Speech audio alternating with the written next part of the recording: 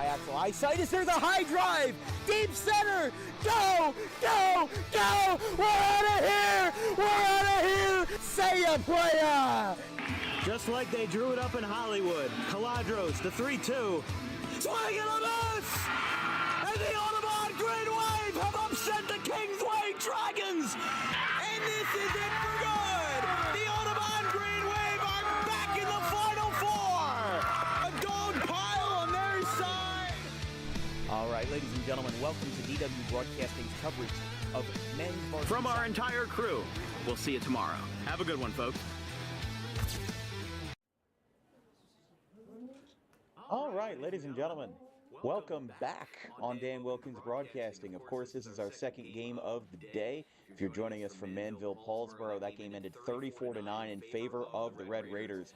But the Gators are coming into this one versus Collingswood in an NJSIAA consolation match for a 3 o'clock Saturday game as we get ready to turn the page on this regular season. Of course, we've got a couple more consolation games coming up in the coming weeks before the tune-ups, before Thanksgiving. Audubon Pittman being one of them on November 14th. But Gateway is trying to win their 5th game of the year for the first time since 2019.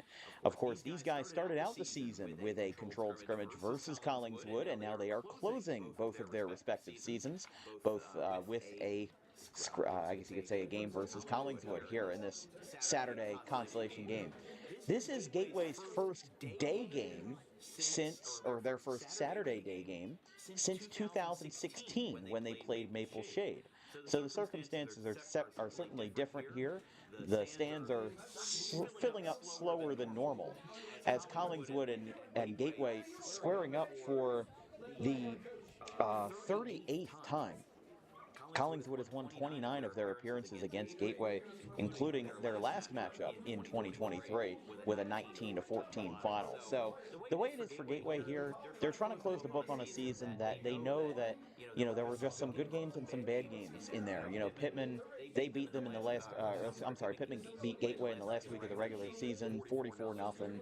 But they started out well. And Collingswood was kind of in the opposite boat. They started out 2-0 and then lost 6 of their last 7 to close out the regular season 3-6. So both of these guys, Mike McEwen and Andrew Daly, they know each other well. They're good friends. Obviously, Colonial Conference foes, but today they're just looking to close out the regular season with a good consolation game here in South Jersey. So we're here at Angelo Natoli Stadium. It is a nice 62 degrees here at Angelo Natoli Stadium. It's going to be a good night. 3 o'clock. We're just about ready to get underway. Collingswood has taken the field. Gateway will follow. And we'll be right back after this with 48 minutes of WJFL football here in the consolation stages of this 2024 season. It's Collingswood and Gateway coming up right after this.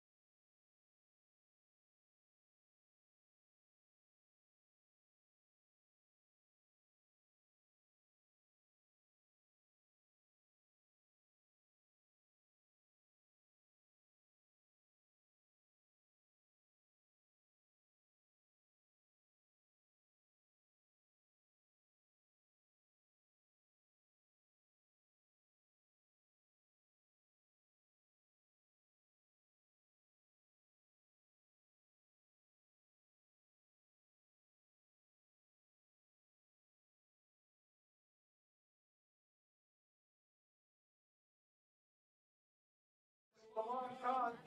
Even better. Send Danny, Leo.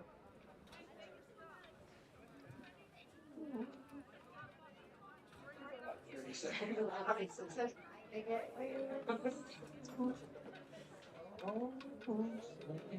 started the wrong way. Oh. Drink some hot milk, but you like feet and stuff. And then I changed this.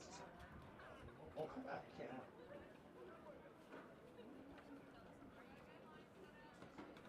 Collingswood and Gateway captains meeting at midfield. Like we said, for Gateway, this is a bit of an unusual matchup. Not in the sense of the two teams that are playing, but just the fact that the lights aren't on. It's 3 o'clock on a Saturday, and these guys are closing out their regular season with the first Saturday day game for Gateway at Angelo Natoli Stadium since 2016 versus Maple Shade. Big thanks to Mike DeChico for pointing that out in the game notes that he makes for these Gateway games. There's a reason why we go to Gateway so often. They really serve us as well out here, and it is an excellent facility to be a part of. As kind of the unusual matchup here, not under the lights as we dip into our second football game of the day. Like we said, Manville-Paulsboro. The 11 a.m. game ended 34-9 in favor of Paulsboro. And that other day game from South Jersey Group 1, Riverside beat Haddon Township 40-20. We'll stay on the air for this national anthem by Mia Wenricki.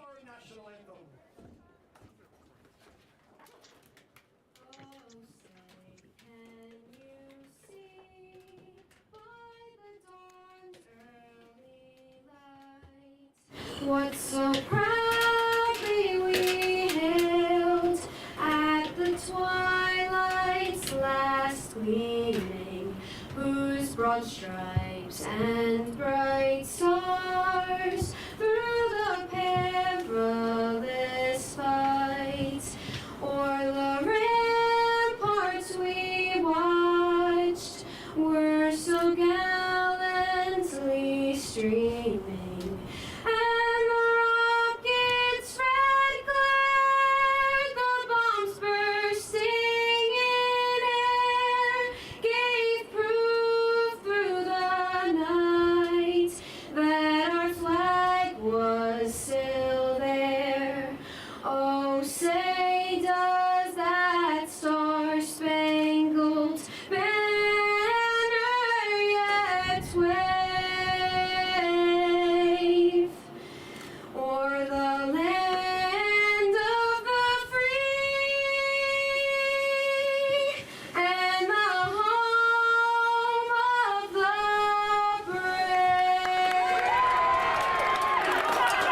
Some football, ladies and gentlemen. Gateway coming into this game 4-5. They have won 2 of their last 3, but lost their final regular season contest to Pittman 44-0. It was their second shutout of the season. Kip Cooper was their opening game of the season, and that was a 16-0 blank. Of course, Kip Cooper as the 16 seed or I should say the 15 seed in South Jersey Group 1 in that super section. They got paired up with Woodstown in the first round. That final score from last night, 31-8. Gateway rises, and we are ready to go from Angelo Natoli Stadium. 61 degrees on this Saturday afternoon for a crossover game between the Collingswood Panthers and the Gateway Gators. I'm Dan Wilkins up here in the booth with David Cohen, and we have a fun matchup to close out the regular season for the Panthers and Gators with Mike McEwen in his 7th year. For the Panthers, Andrew Daly, the former Cherry Hill East head coach for a few years before Tyler Drobb took over. And we are starting right on time. In fact, 2 minutes early from the right hash. That's a squib kick that is picked up at the 40. Gateway falls on it, and they will have prime field position to start this ball game. Never mind, you missed it. Balls the football at the 40-yard line. Of course, Gateway coming into this regular season final with Gianni Pembroke at the helm at quarterback in his first starting season. But the thing is that, you know, they lost Aiden Bender in week 2 with an ACL injury. And the thing about Bender is that he's a resilient quarterback. He was a transfer from Bishop Eustace, and he was a wide receiver until about a month before the season started. And the quarterback for the Gators is number 10, Aiden Bender. Speaking of Bender, he is in the game for this play. Go, AB!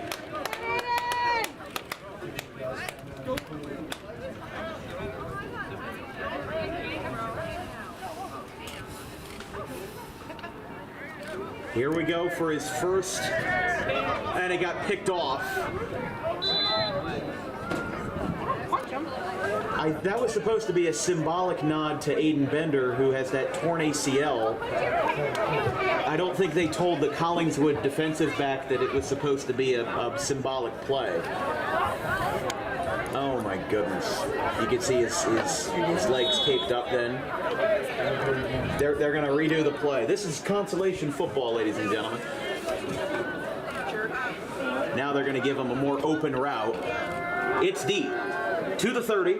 It is caught by Jacob Finger, and Aiden Bender has thrown his last touchdown as a Gator. Aiden Bender's pass is complete for a Gateway touchdown. Funny enough, that is the first Gateway touchdown scored on DWB this year. So a nice symbolic gesture to Mr. Bender, as an ACL injury took him out in week 2 versus Haddon Township, and he is able to throw one last touchdown. That is a very classy move by Gateway and by Collingswood for going along with it, except maybe somebody didn't get the memo on that first play from Ernest Carter. If I'm Ernest Carter, though, I take that as an interception. I'll take the interception any day of the week. There's Bender. Being met by his head coach, Andrew Daly. He gets a nice hug and a great ovation from the Gateway faithful here on this Saturday in Woodbury Heights.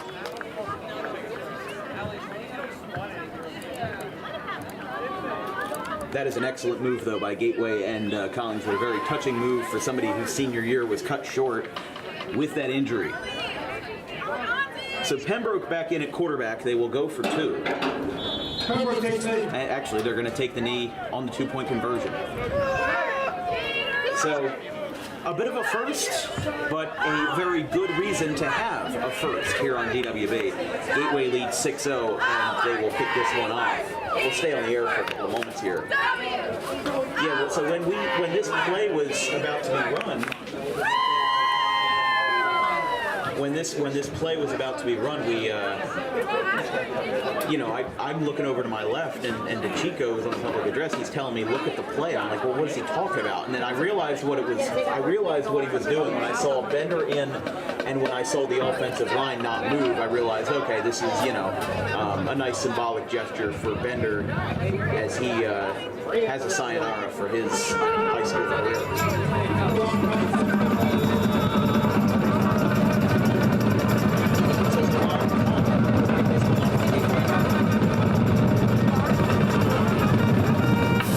This one will go out of bounds at the 35.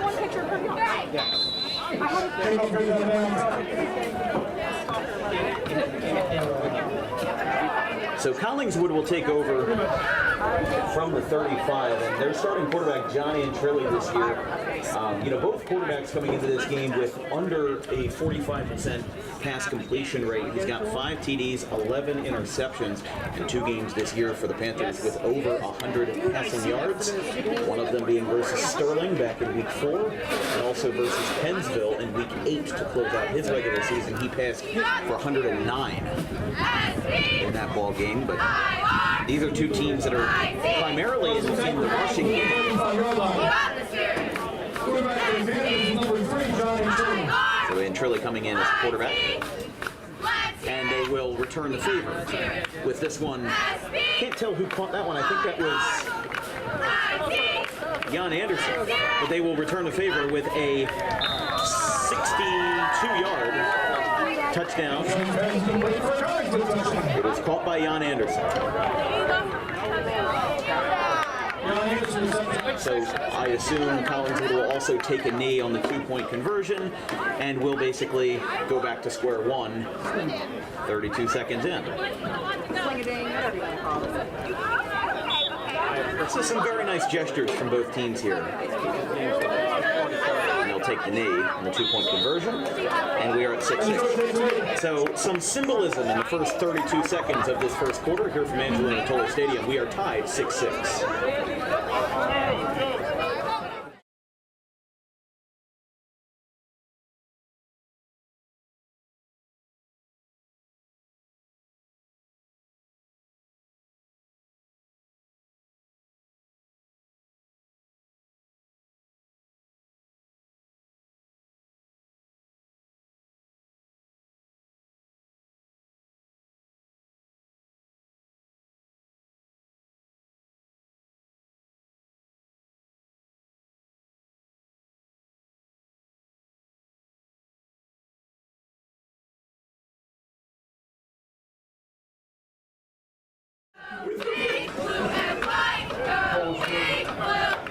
We're 32 seconds into this one. If you're just joining us, no, there were not 2 kick return touchdowns. It was so Aiden Bender, who had the torn ACL for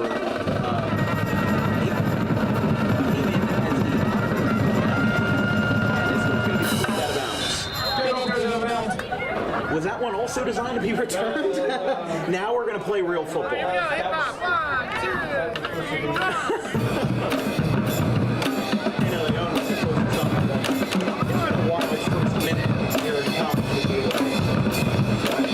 Yeah, you missed it. So Aiden Bender, tore his ACL versus Head Township, and they brought him back to one to play as a senior.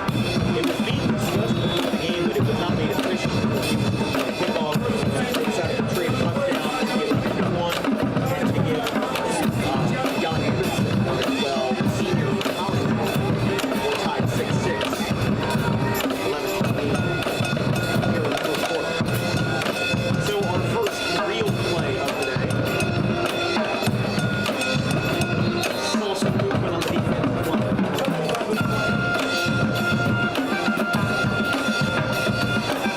Offside on Cones.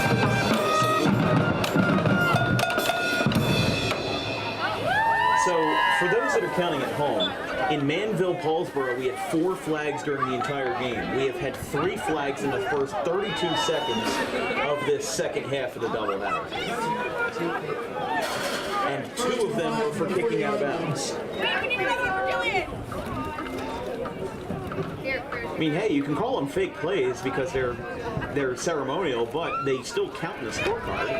So Collingswood got a good snap jump there. Over the middle, the rush to number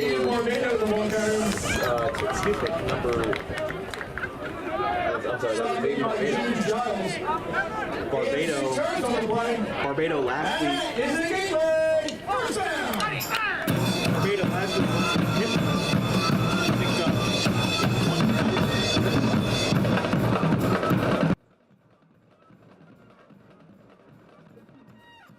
That was a game where he rushed for about 70 yards. First and 10 from the 46. First and 10 for Gateway. They're still not at midfield from the 46. That'll be wrestled to the ground from the 45.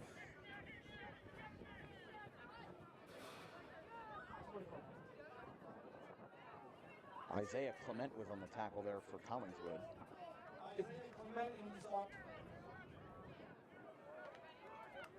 Lost 2 of the play, brings up 2nd and 12.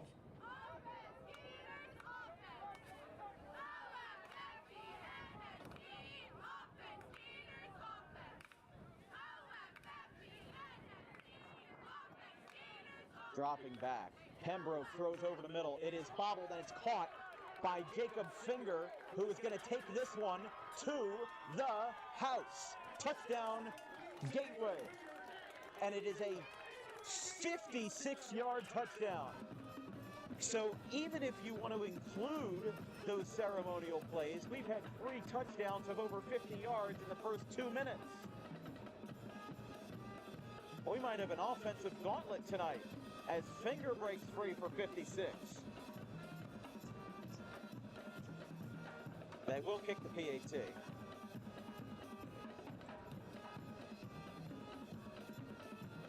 Barbado to kick, threw it to hold.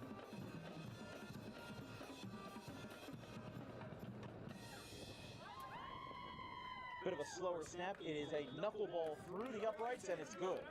So the PAT is successful as a 56-yard receiving touchdown by Jacob Finger. Puts the Gateway Gators up front by 7, 13-6, 10:06 in the first. We'll be right back.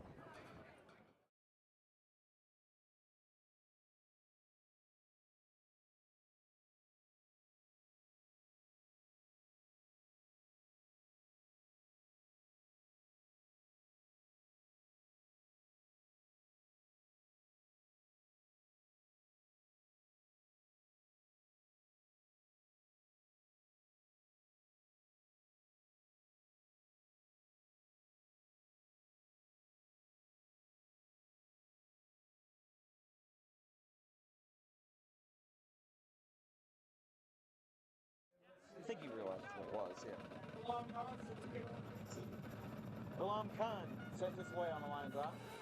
Picked up at the 25 by Collingswood. We returned by number 44. Was that 44? We'll have to find out. It was 44, but we don't have a 44 on our roster. So the mystery man returns it.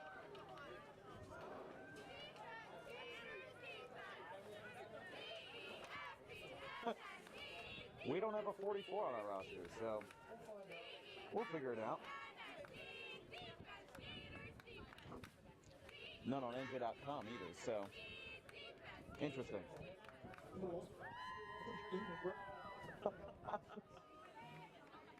But either way, that kickoff return brings it to the 36 as Collingswood with Antrilli pitches this one back to the right side. Caden Luby.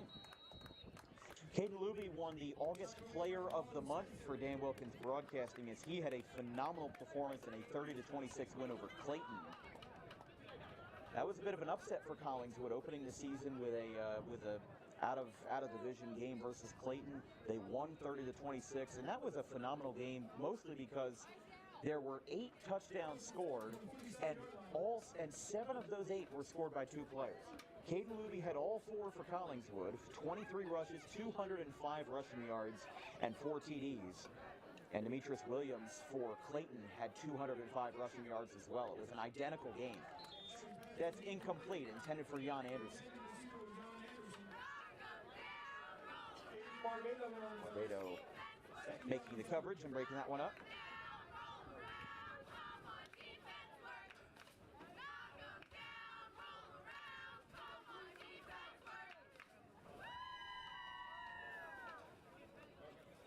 So if you're just joining us, 13-6. The first 2 scores of the game were ceremonial for Aiden Bender and Jan Anderson.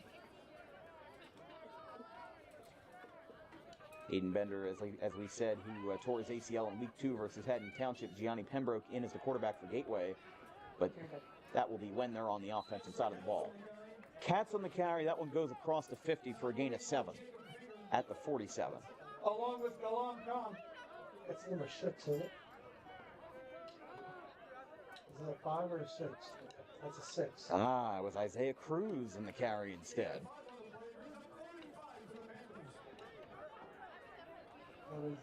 So 3rd and manageable. Yeah, so Cruz got 5. And it's 3rd and mid-range for the Panthers. As Mike McEwen, we'll see what he's got in his bag as he's got a man in motion. Sends it off of the middle in the fake jet. This will be short by about a yard, I think. Although, no, that'll be first down. I guessed wrong. And Luby inches it across for a first down for the Panthers from the 43. 1st and 10 for Collingswood. From the Gateway, 43-yard line. So, you know, school board, you said it was like a fried mother or is that a connector cable? So that's where it comes in the pieces. Yeah. 1st and 10 for the Panthers. They're across the 50 now. They're at the opposing 43. But Collingswood trying to get their groove back after losing the last 6 of their 7 games. We've got penalty markers on this play. Goffney on the carry. We've got flags.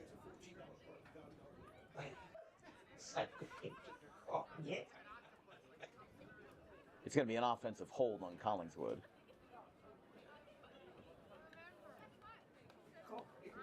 He made it hold all the way.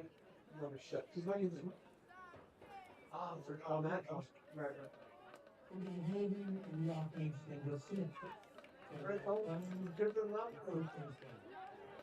So that's something cool that Gateway does a couple times a year. They have the refs mic'd up with wireless mics on the field.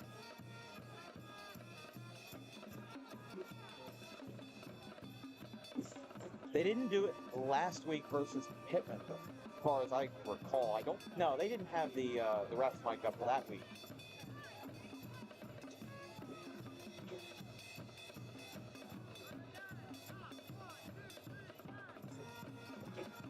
Handoff over the middle. This one finds some space.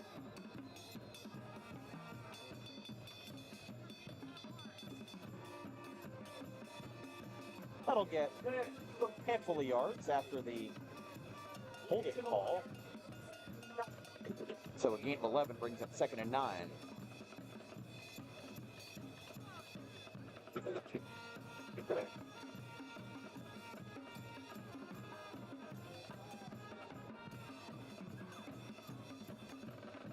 Another handoff to Goffney.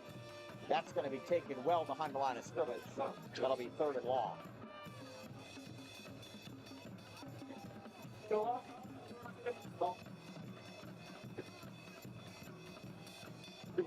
Bring up 3rd and 10 for Collingswood.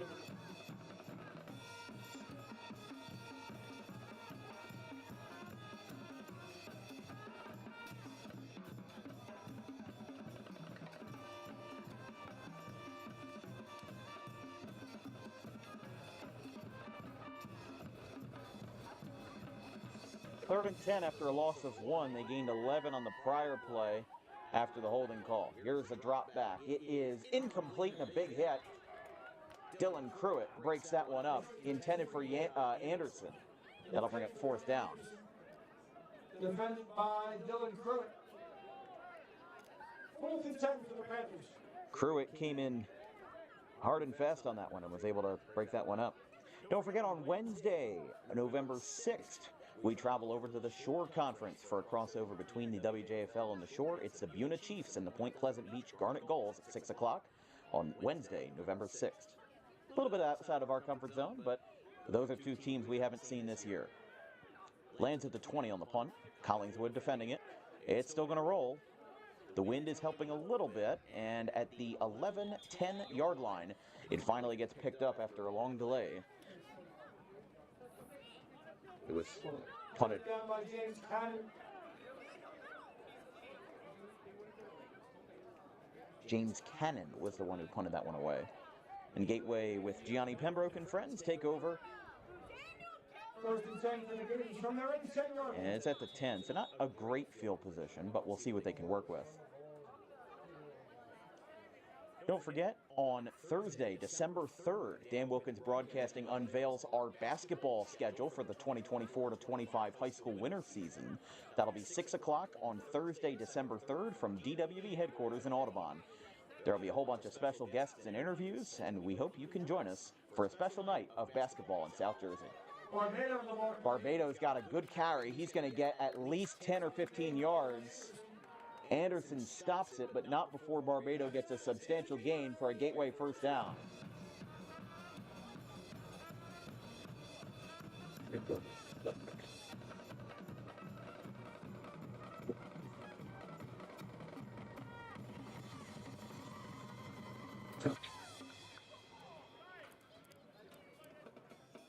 First and 10 to 26. So after starting the drive at the 10, they're in a little bit more favorable position with a gain of 16. And Pembroke from the left hash has 2 wide receivers to his right.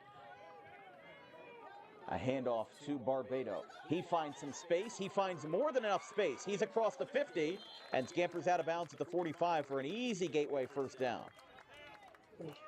Gain of 36 yards on the play. 36 yards.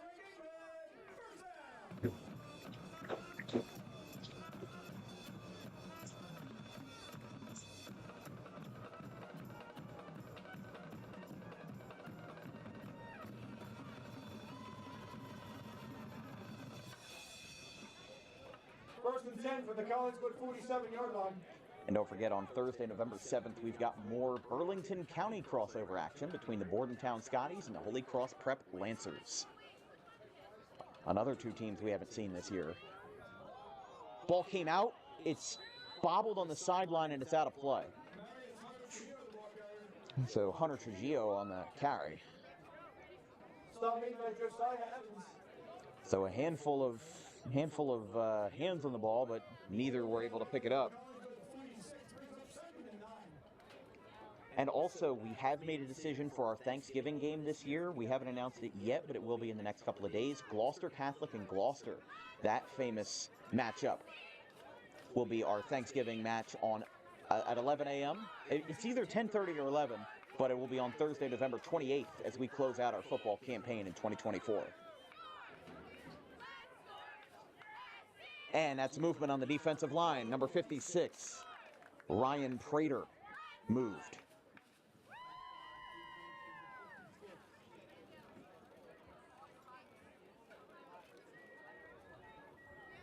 That'll be a 5-yard knock for Collingswood.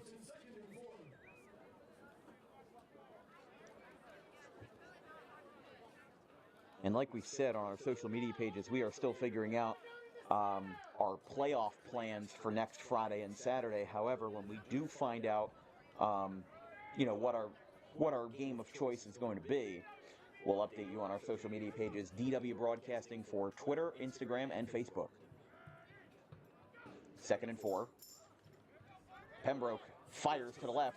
Easy room for Dylan Pruitt, but a host of Panthers are on him. Now he's going the other way. Daly points him in the right direction. Now he crosses over again. This is like watching Allen Iverson. He's still on his feet. He will scamper out of bounds at the 10-yard line, and Gateway just razzle-dazzled their way into a first down into the red zone. That was pretty incredible there from Dylan Pruitt. They've had a 36-yard gain in this drive. They've now had a 26-yard play. We're still in the first quarter. Still 5 minutes and 6 seconds left in the first quarter.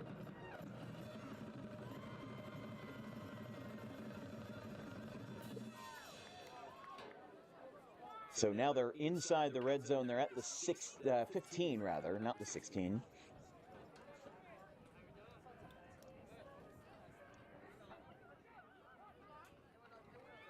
Pembroke again fires right side towards the end zone, batted away. A little too much mustard on it. That'll be 2nd and 10.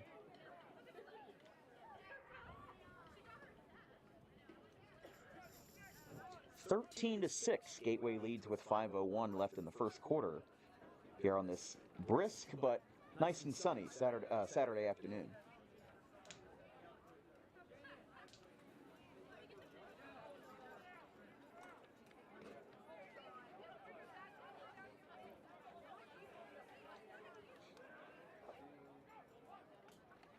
Here comes a rush to Barbado. He finds a way through that Collingswood defense, but not too far. It'll be 3rd down. Hayden Looney on the stop along with Josiah Evans.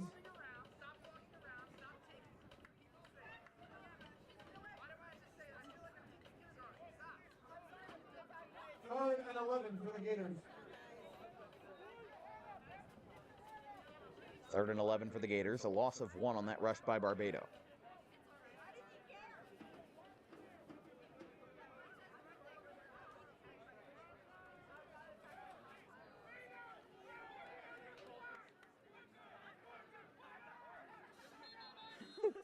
Mike McEwen over there, flailing his arms around.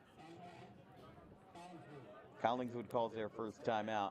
With the beautiful fall foliage in the background of Angelo Natoli Stadium, we'll be right back. 4 minutes remaining in the first.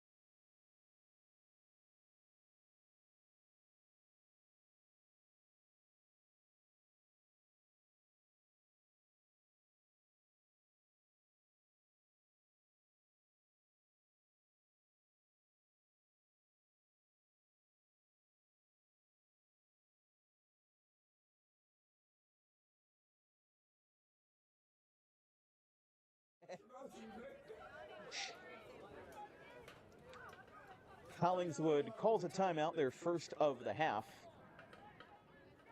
3rd and 11, and there's movement. That's number 68.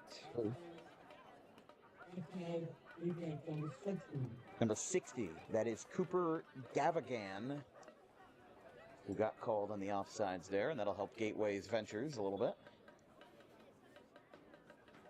Third and mid-range now after the 5-yard bump. I stand corrected. We did cover Holy Cross back on September the 19th. So, I'm sorry, September 25th, I think it was. It was a Thursday game. That was versus Riverside. Holy Cross won that game in a squeaker, 19-14. Dropping back, Pembroke passes, and it's caught by Dylan Pruitt.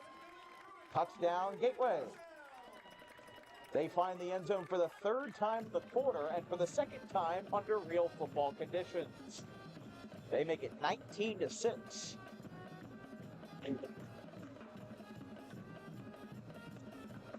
As Gateway has been proactive on these drives.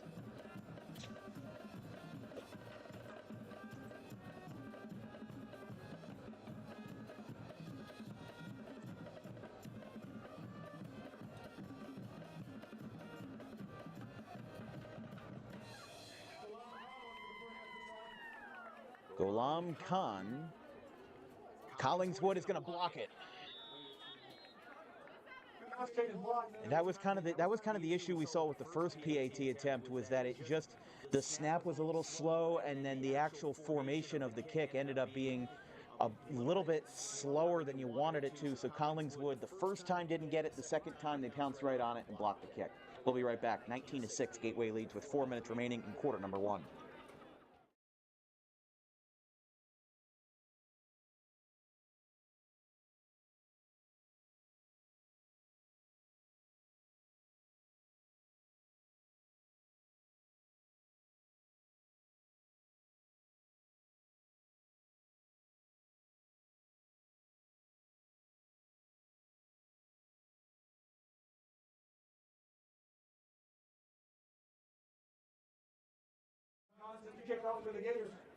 Ghulam Khan, another liner on this kick that will get bobbled. It's going to go all the way back to the 3-yard line. Israel to return. We've got flags.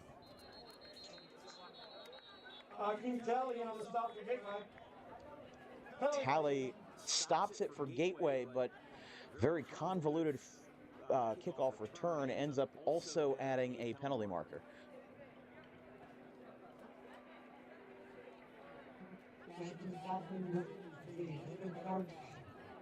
So that will be called on number 25, Terrence Goffney, blocking the back.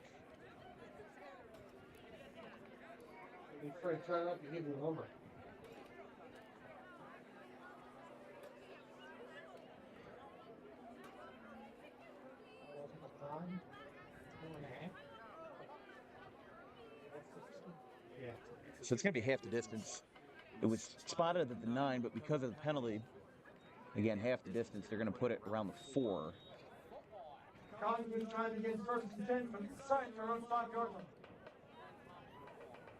Collingswood down by 13, 19-6 in this first quarter. And Collingswood, just like Gateway was in their earlier drive, backed up deep in their own territory. That's going to be neutral gain. That was a great stop there by Gateway.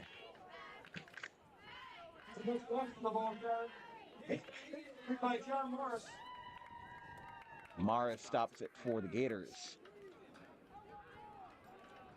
That brings up second down again from inside their 4-yard line.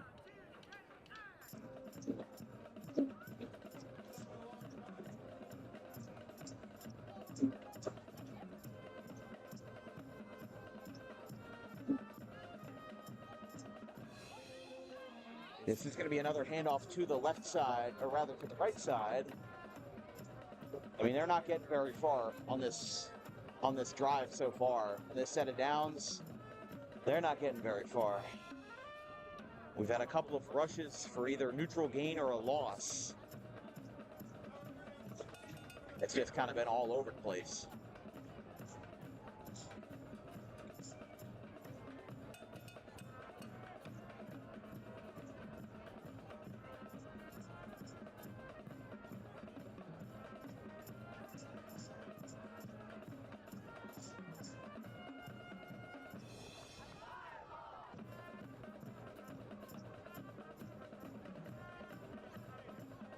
He's going to pass it out of the end zone. It is caught.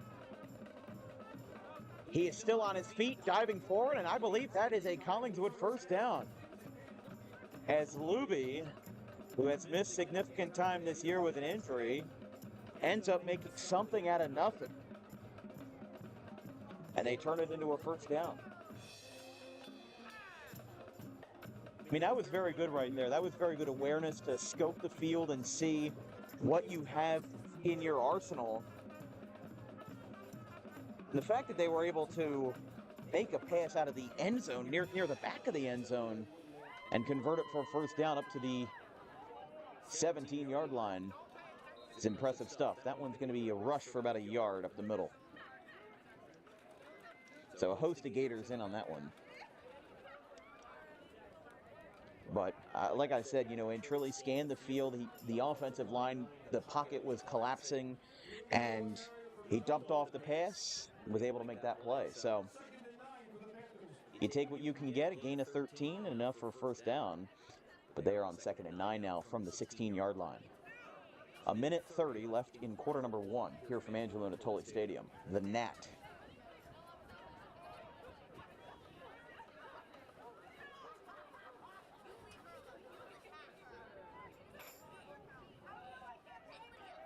And Trilly will let this one fly, and it's incomplete. Had the room intended for Cruz. Excuse me. That is Cruz. Shink, excuse me?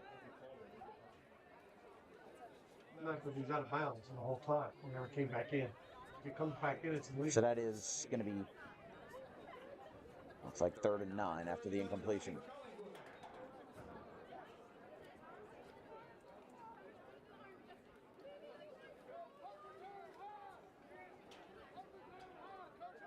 So Antrilli went for the long ball over to Cruz, but it's incomplete.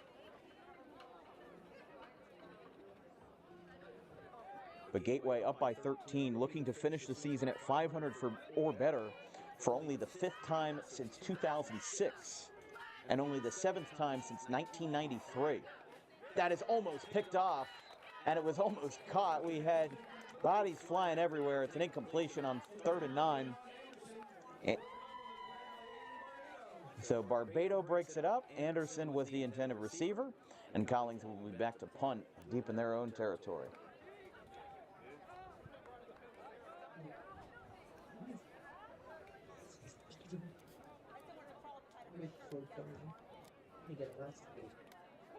Yep, that is number 44 back to punt for Collingswood. Back to return is Trujillo. No fair catch. He picks it up at the 45 and gets maybe a yard or two on the return. Collingswood was up on that one. Maxwell takes care of it. And Gateway will have a couple more plays in the first quarter before it comes to a close with 51 seconds remaining. This broadcast is brought to you by Harper Driving School. Over 90% of students who take their New Jersey State driving test with Harper pass on the first attempt. If you like those odds, you can book an appointment today at Suite E of the Total Turf Complex in Pittman, right off of Lambs Road. And also, if you're a small business owner interested in advertising with us at Dan Wilkins Broadcasting, send us an advertising inquiry at thedanwilkinsshow@gmail.com. That email, along with all of our social media handles, are available in the description of this video. Barbado, with a misdirection up the middle, gets about 3 yards as the stop is made by Prater. And I'll have 35 seconds left before the end of the quarter. Gateway, like we said, Gateway and Collingswood traded ceremonial touchdowns, including one for Aiden Bender, who tore his ACL in week 2. But Gateway has put up 2 unanswered, including a 56-yard passing TD to Jacob Finger. This should be the last play of the quarter. It'll be caught. He is shoved out of bounds to Jacob Finger. Giles forces him out of bounds. It's a Gateway first down.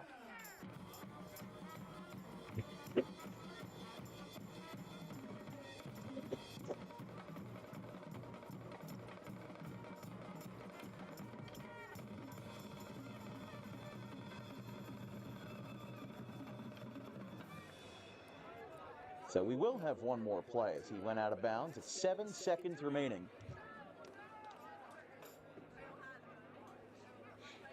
Pembroke lets it fly. Far side, wide open. Touchdown, Jacob Finger from 32 yards. And Gateway extends their lead here in the first quarter. At the end of the first quarter, it is 25-6 Gateway.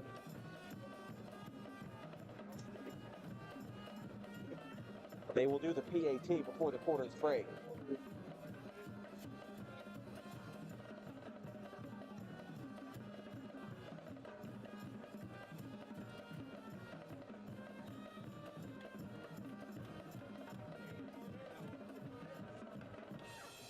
Again, Barbado to kick, Pruitt to hold. Jacob Finger picks up his second touchdown of the afternoon. They're going to fake it. This is up, and it's picked off. So, it's 25-6 Gateway after one.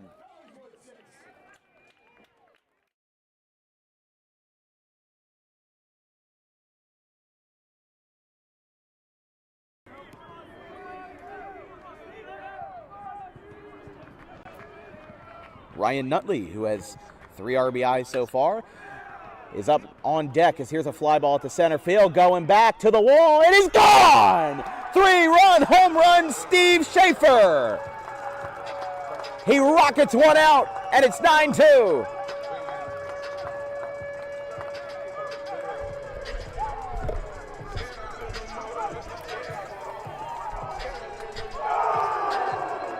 First home run for Schaefer this year, the second hit at home by a Scarlet Raptor.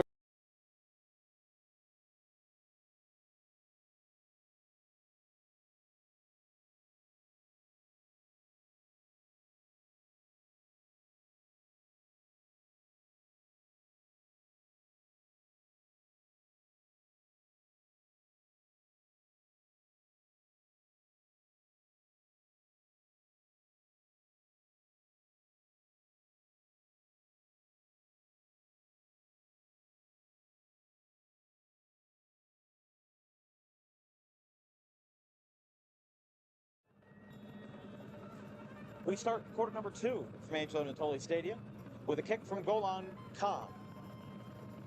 That will roll off the 5 and out of the back of the end zone for a touchback. And Collingswood will start.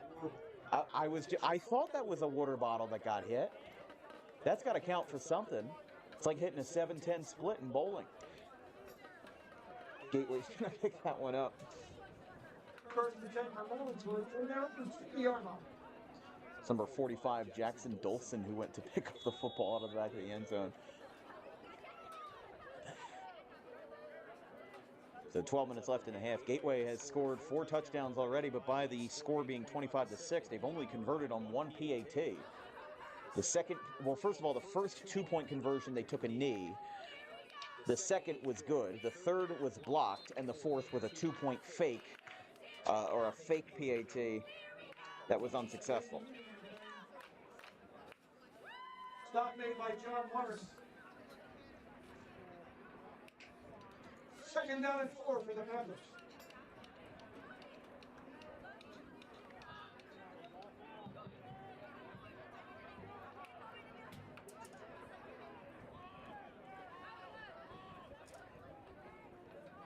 Second and 4.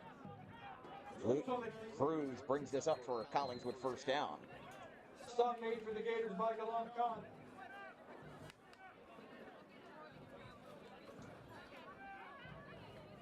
First and 10 from the 34-yard line.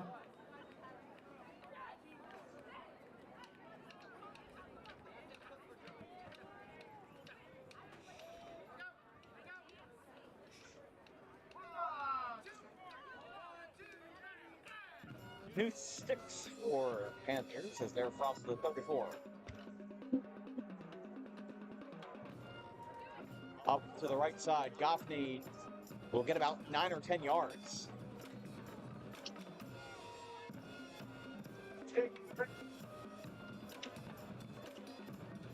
It will be another Collingswood first down.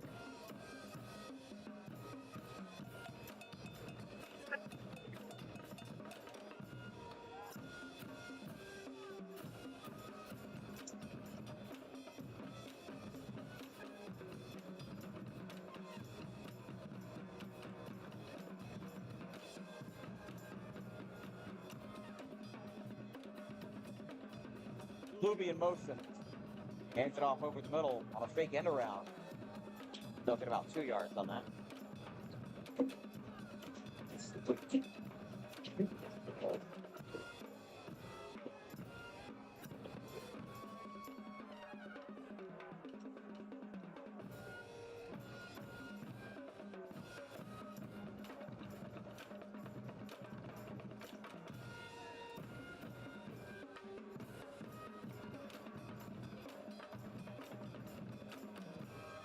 They're up to the 46.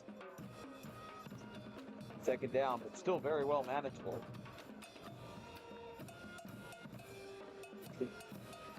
Rolling out to the left side, Isaiah Cruz will get about 4 or 5 yards.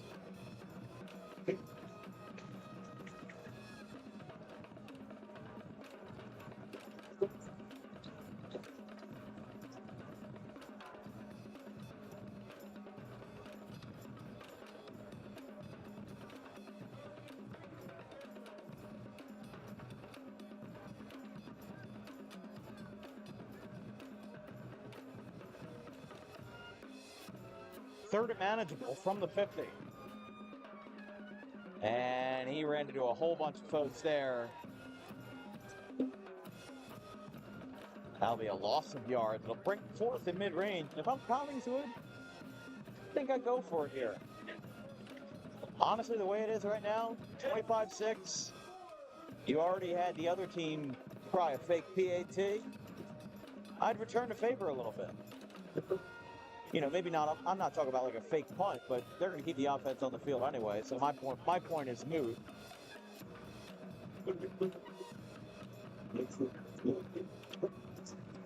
They've got 4 yards to go. They are at 50. Sending a man in motion. They pitch it back to Goffney, and he is immediately wrapped up in the backfield. That'll be a turnover on downs. Gholam Khan, the kicker, puts his spotlight on defense. That'll be a turnover on downs for Collingswood. They took the gamble early on in the second quarter.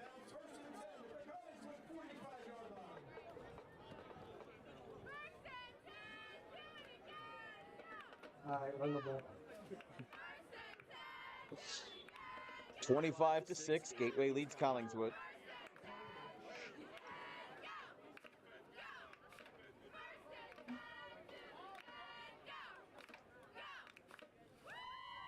Where's your trainer? That's got you on the watch. That's good. That's good. Hey, go on all these. Hey, dog. Sending a man in motion. Hunter Trujillo.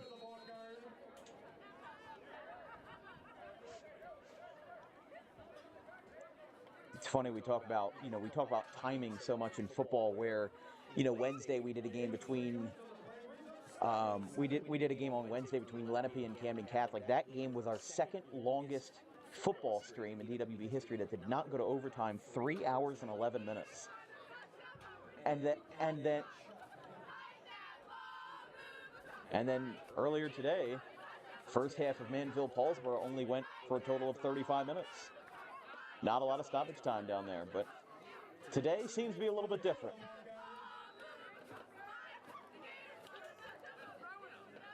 So a couple of yards from Barbado. It's third and manageable. And we've got penalty markers on the play.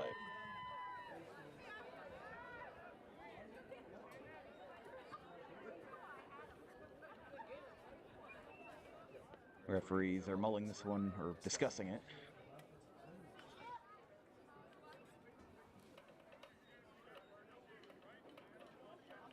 Call them out again.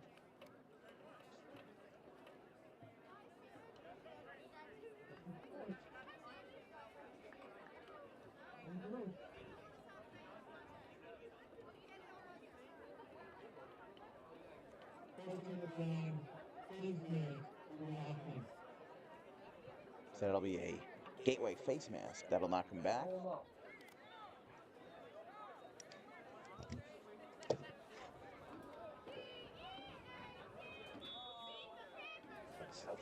Yeah. Penalties for getting. We got second and a country mile here. Second and 22.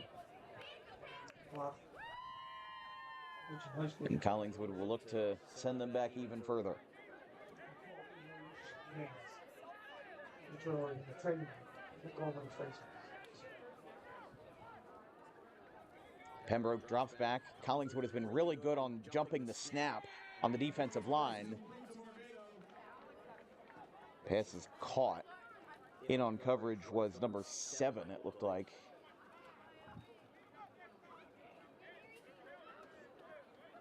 Harkle Hackle Derenstein.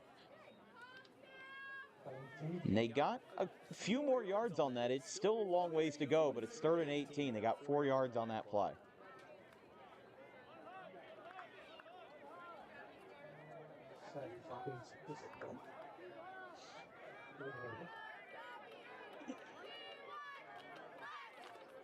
$6:50 and counting in the first half.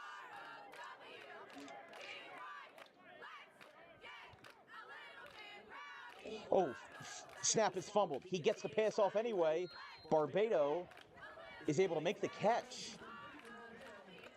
So kind of a circus play from start to finish, and he's able to make it work.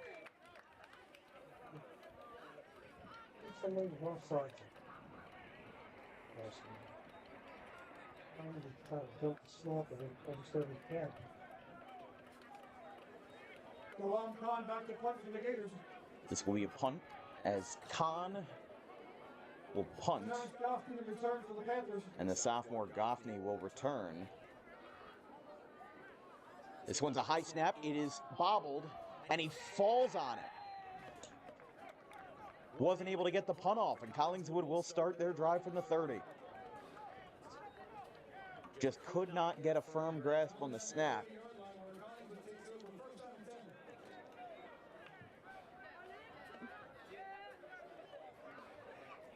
And that will be 5:57 left in quarter number 2. This broadcast is brought to you by Garden State Pet Center. Keep your pet happy and healthy today with the most organic food products available in South Jersey, along with toys, cages, accessories, and more with exceptional customer service. Visit 7 days a week at 226 South White Horse Pike in Audubon. So Collingswood, after just a unusual punt, if you want to call it that, and Trilly rolls it out, and it's picked by Dylan Pruitt. First play of the possession, and Gateway picks it off.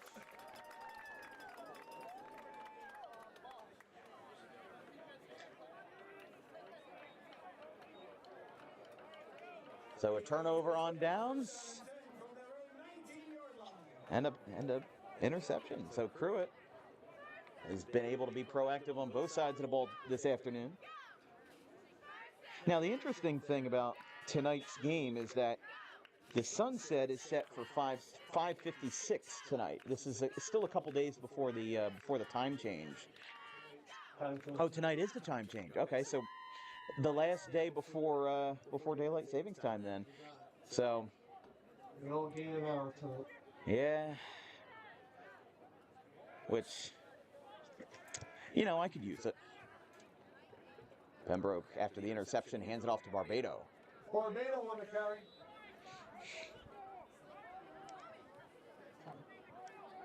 Stop made by Jan Anderson, along with Tim Rambo.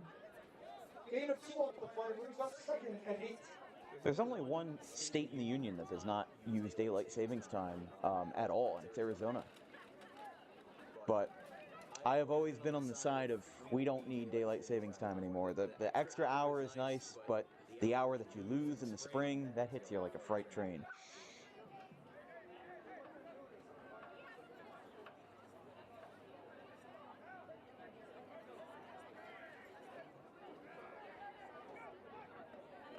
Second and 8. Barbado got a bit of a Once again, it's Barbado. slower start on the carry.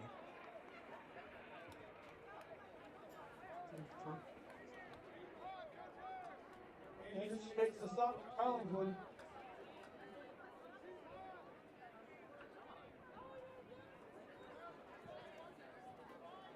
Third down and 7 for the Gators. So Gateway trying to move the ball forward. They've got 4.5 minutes left in the second quarter.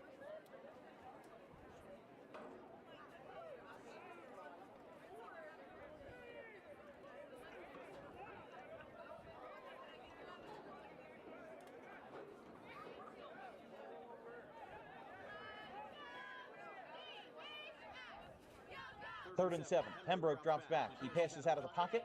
It is caught by Hunter Trujillo, who's going to find some space. And how about this?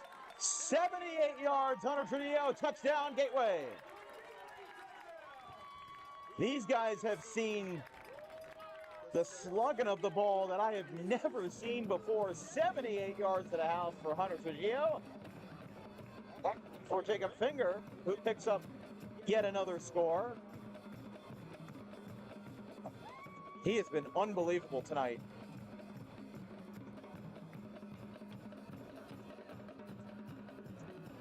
And now they'll try the PAT from the other side of the trees.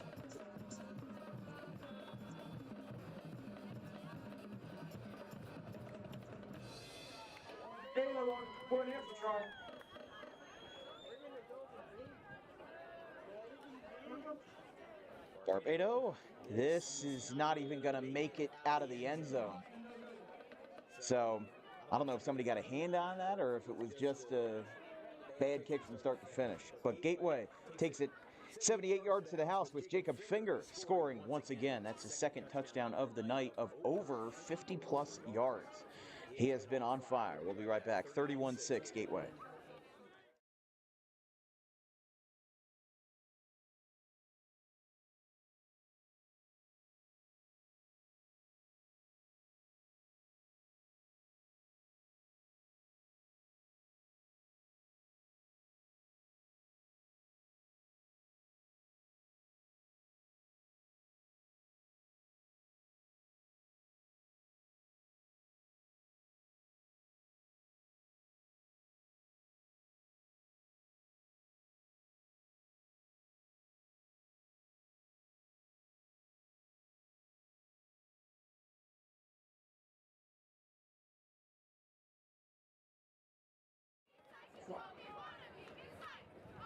Ghulam Khan to kick this one off after a 78-yard touchdown by Jacob Finger.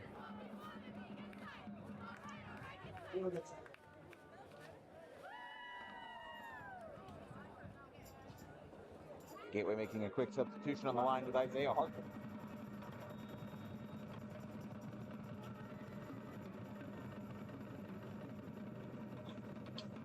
This one's up. Taken as a 22 by Collingswood. He finds some space. He gets some blockers. And Cruz is still on his feet. He is at the 50. He takes a shoulder and goes out of bounds across the 50 at the 46. So very impressive return there after picking it up at the 22.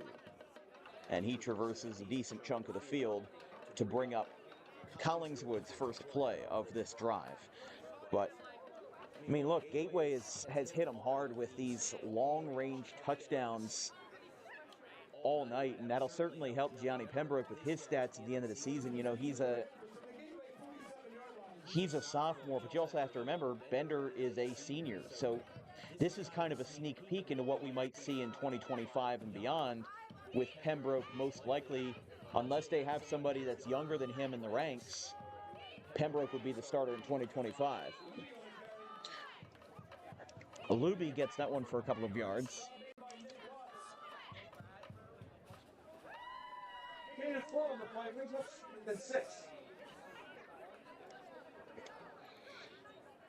You're watching coverage of WJFL crossover football here on Dan Wilkins Broadcasting. If you have any questions or comments about today's broadcast, drop me a line at thedanwilkinsshow@gmail.com. Also, don't forget, DWB hoodies are on sale from today until January 1st. They're on sale for $25. The normal price is $35. You can get them from any size, from youth to adult to XL. Send us an email form with information on what you want. Again, with that email, thedanwilkinsshow@gmail.com. Morris stops it for the Gators.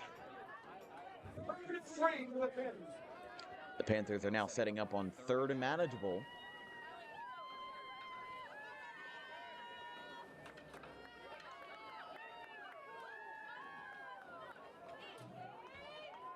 So let's see what McEwen has in box here. 2.5 minutes remaining in the half.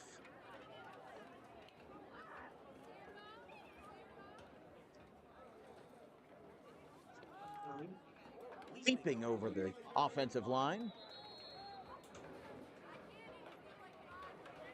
Luby making a nice acrobatic play there, and that'll be enough for a Collingswood first down.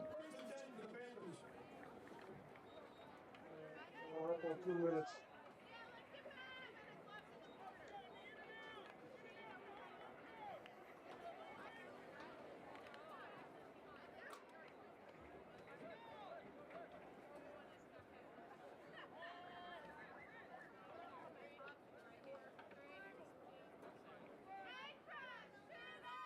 Sending a man in motion.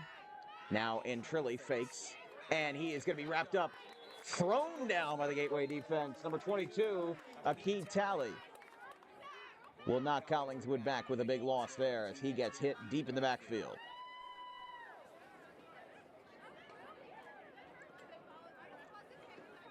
Second and 16 for the Panthers. Yeah, that's a 6-yard loss after the sack by Talley.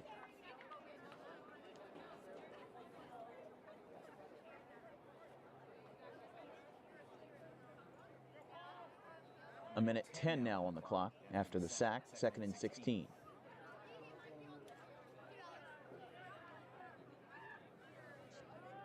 They run it on 2nd and 16.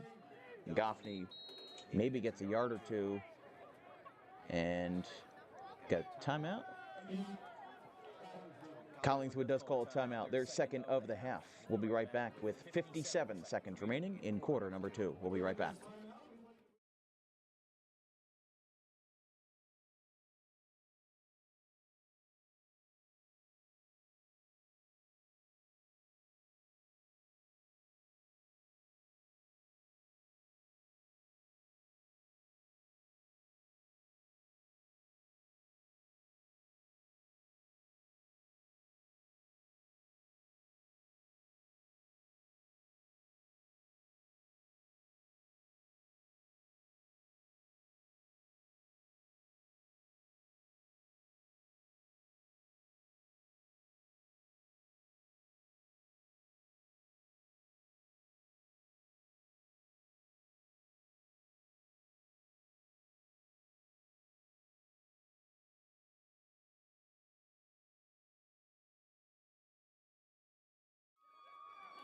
Collingswood burns their second timeout of the half.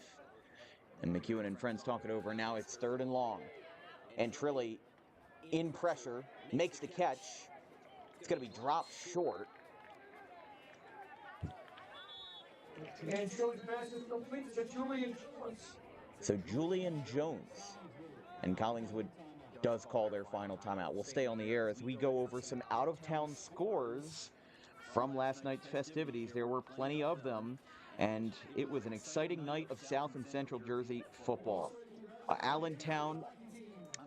Ocean City beat Allentown 42-34 as Ocean City won in Central Group 3. Glassboro beat Point Pleasant Beach 64-7 in South Jersey Group 1. Shalleck shut out my alma mater, Audubon, 24-0. And Pennsville beat Burlington City 41-20 for their first playoff win since 2016.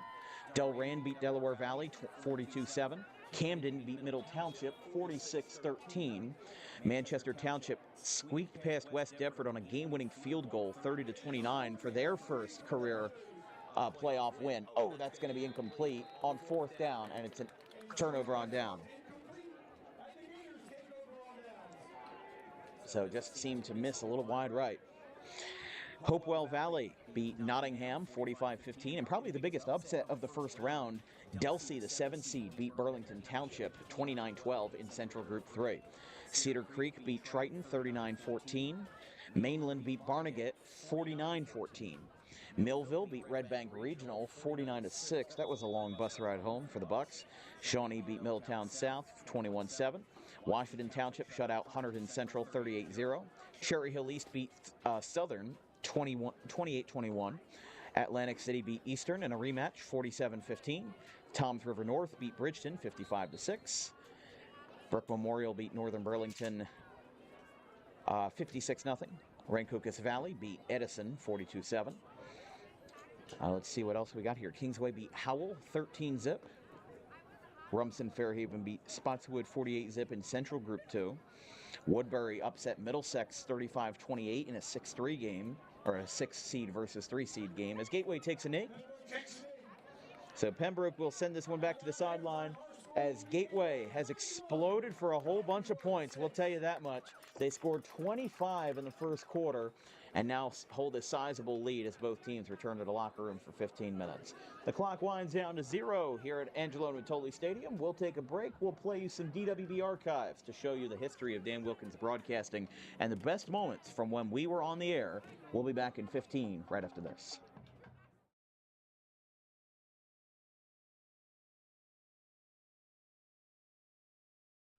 Garden State Pet Center is an independently owned full-service pet store. Our specialty is promoting companionship between people and animals by providing the healthiest product choices available, including all-natural foods, supplements that support and relieve health issues, and innovative products for pet parents. Our goal is to provide our customers with a relaxing environment, and while we're not striving to be the biggest store on the East Coast, we're striving to be the best. No other pet store will make you feel at home like we do. At Garden State Pet Center, we view pets as members of the family. We don't believe in fast, high-pressure sales, but instead matching up the right pet with the right owners as you are making a lifelong commitment. Together with our team members, we would like your visit to our store to be both enjoyable and educational. Simply drop in and take a look around. View the birds, reptiles, small animals, toys, food, cages, and miscellaneous items. Learn of the services we have to offer and decide for yourself if this is the store you'd like to call your home away from home. Victor Santucci, owner of Garden State Pet Center. Center is an independently owned full-service pet store. Our specialty is promoting companionship between people and animals by providing the healthiest product choices available, including all-natural foods, supplements that support and relieve health issues, and innovative products for pet parents. Our goal is to provide our customers with a relaxing environment, and while we're not striving to be the biggest store on the East Coast, we're striving to be the best. No other pet store will make you feel at home like we do. At Garden State Pet Center, we view pets as members of the family. We don't believe in fast, high-pressure sales, but instead matching up the right pet with the right owners as you are making a lifelong commitment. Together with our team members, we would like your visit to our store to be both enjoyable and educational. Simply drop in and take a look around. View the birds, reptiles, small animals, toys, food, cages, and miscellaneous items. Learn of the services we have to offer and decide for yourself if this is the store you'd like to call your home away from home. Victor Santucci, owner of Garden State Pet Center. Visit us today at 226 South Whitehorse Pike in Audubon, New Jersey. We're open 7 days a week for all of your pets' needs. Donning the number 34 and the shortstop for this one. First pitch. There's a line drive into center field. That one is going to drop it. It's going to go to the outfield wall. One run will score. Spence is going to make a huge arc around third. She will score to make it 3-0. And here comes the runner to score. It's an inside the park home run for Ella Hayes to make it a 4-0 game, a 3-run inside the Parker to the 2. Doubleheader reached first on an error in the first at-bat of Game 2. This one's lined into center field. Slider going over. He dives. Did he make the catch? Yes, he did. Ryan Slider makes the catch. Not on a slide, but instead on a dive. 2 away. 2 minutes remaining. 4 fouls on St. Joe's. 1 more and it's a bonus, which would greatly help Gloucester Catholic. The moving green guard!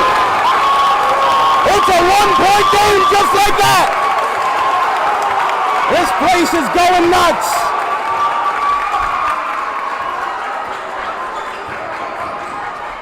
And now a drive to the basket by Spross. He lays it up and lays it in! St. Joe's has 2 timeouts remaining. Gloucester Catholic still has 3. Here we go. Mastero pulls up. He goes to 3. 6 points. Jack Mastero has tied the game with 90 seconds remaining. How will the Wildcats respond with a miss of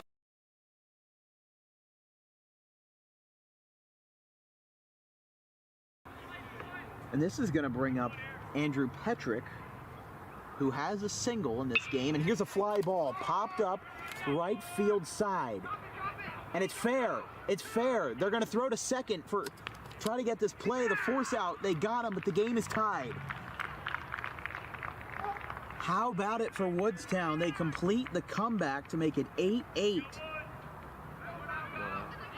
So now there is one out after Kubat let it fall in right, and because the bases were loaded, you know what? That's a very smart play.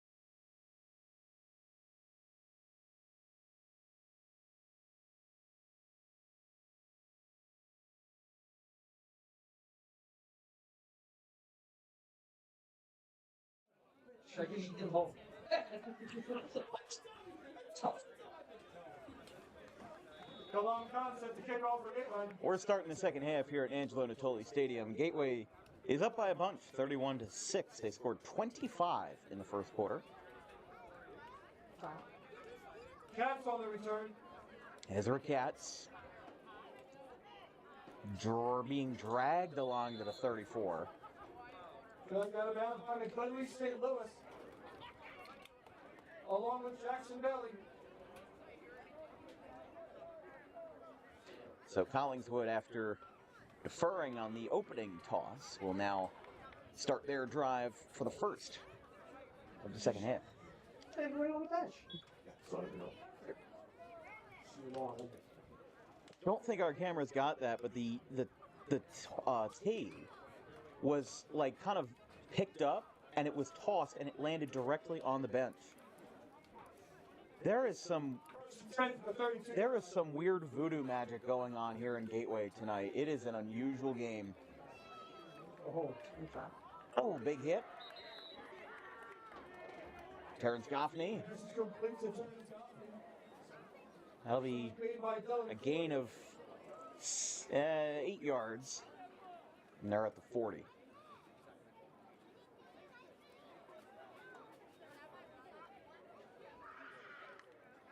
This is our second football doubleheader this year. We had one to celebrate DWB's 3-year anniversary on October the 5th with Pennsauken and Camden Eastside at Pennsauken. And then for the nightcap, Rumsden, Fairhaven, and Manchester Township. Luby in a spin cycle, goes around twice, gets another 12 yards and a first down. Collingswood. And we've got Danny Leone down. I've been involved with both of them. I forgot about that, David. Did you do both games, or you did both the first time with Camden Eastside and Pennsauken, a game that was scoreless in the first half. Pennsauken won 13-8.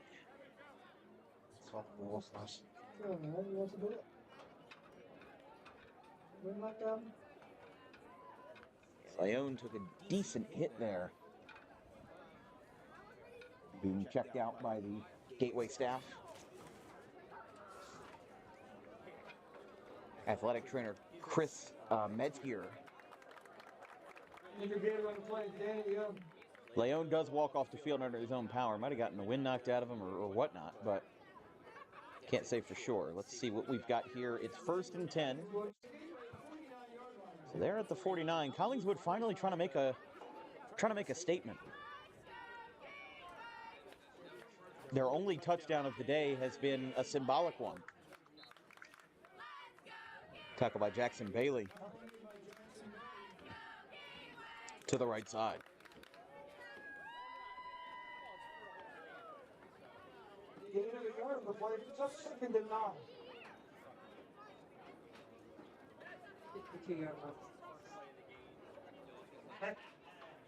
At least once it's maybe your balls it's at least once it's okay.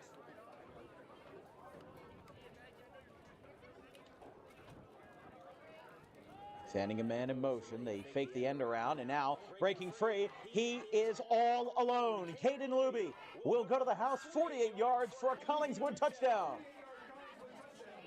Collingswood has finally scored on a play that was not symbolic, and it is 31-12.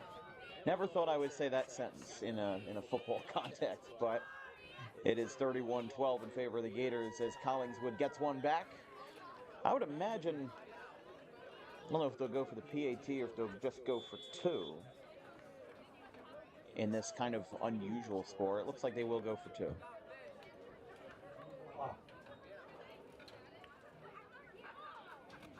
Don't forget, earlier today, Paulsboro beat Manville 34-9 in South Jersey Group 1 quarterfinal action.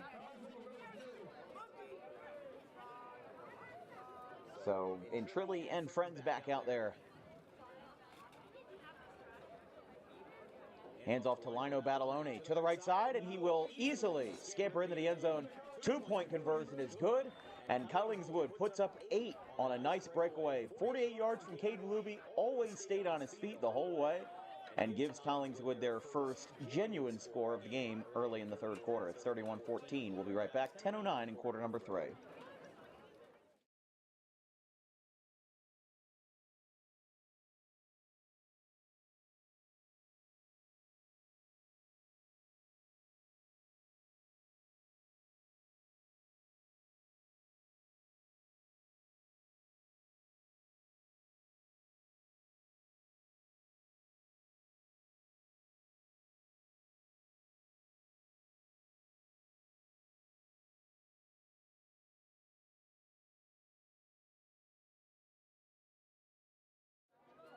Collingswood will kick this one off as they score a touchdown in the second minute of the third quarter. Cats will kick off in what is a 31-14 game in favor of the Gators, but Collingswood does chip into that lead. This one's got some distance. It will land to Hunter Trujillo, who will pick it up inside the 5-yard line. He's got some space, falls forward at the 20, and that's where Gateway will start their first drive of the second half. Stripped up by James Giles.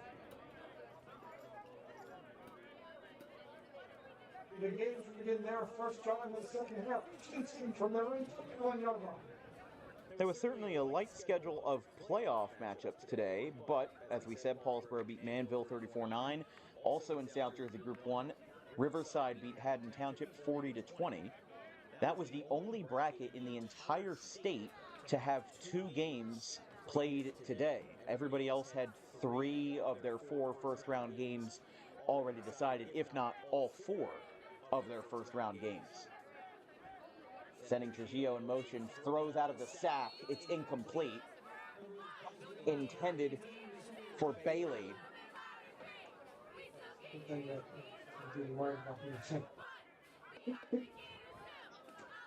The incompletion over the middle forces second down. Also, Winslow in South Jersey Group 5 took care of Princeton 69-9. I'm sorry, 69-6 in favor of Winslow. And that win for Riverside was their first ever football playoff victory.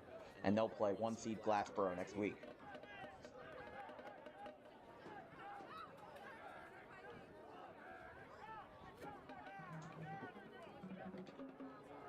And that didn't go anywhere. Barbado on the carry, but that falls flat. And it'll be 3rd and long. By Jan Anderson. Along with Nino Ballerini. 3rd and 15.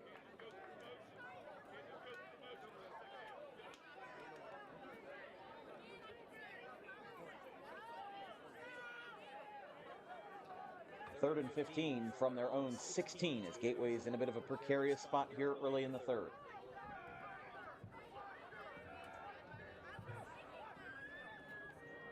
Pembroke drops back, passes to the right side, caught by Hunter Trujillo, and he rolls out of bounds.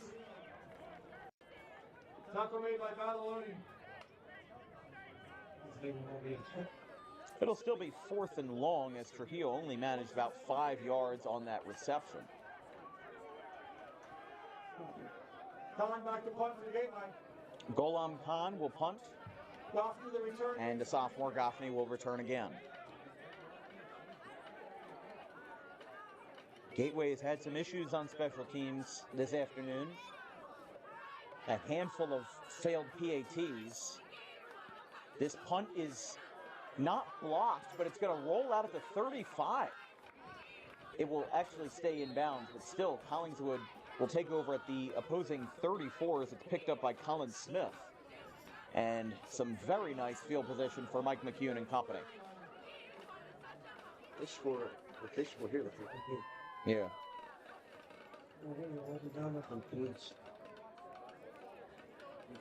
So Collingswood with a chance to make this a viable game again after being down 31-6.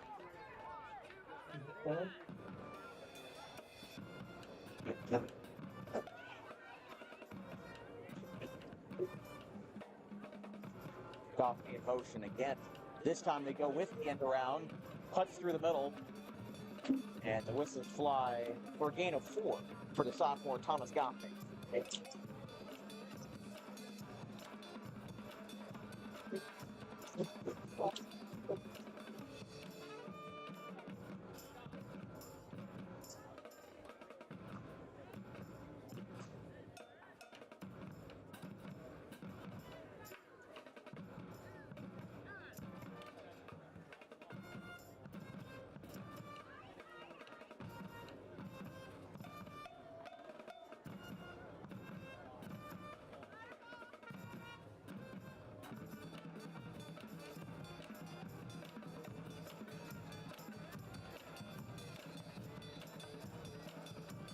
Handoff over the middle is going to be enough for a Collingswood first down.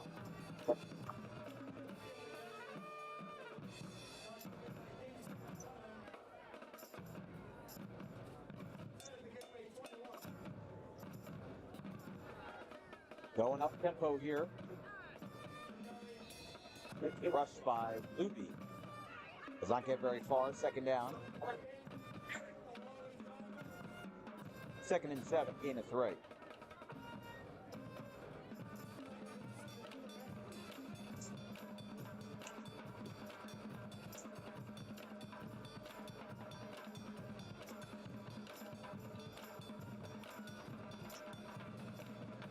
Right over the middle of the cane. Collingswood is in the red zone. And up to the right side for Thomas Goffney. I keep saying Thomas Gaffney because Thomas Gaffney is one of our play-by-play announcers out of Montclair State. And yet Thomas Goffney is the running back for Collingswood. And Gaffney didn't play football at Deptford, I'll tell you that.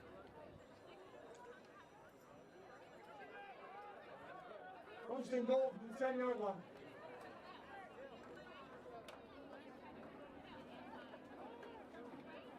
And off again over the middle, finding some space, diving forward. He's at the 2-yard line for Isaiah Cruz. Stop made by Jackson Melly. And Collingswood on the doorstep. They have been taking advantage of great field position after not a blocked punt, but just an unusual punt that got them set up at the 35. And now they're on the 2. Right under center here. Handoff to Goffney. He's up the middle, and that is short. So it is 3rd and goal. They've already dropped the sticks a long time ago.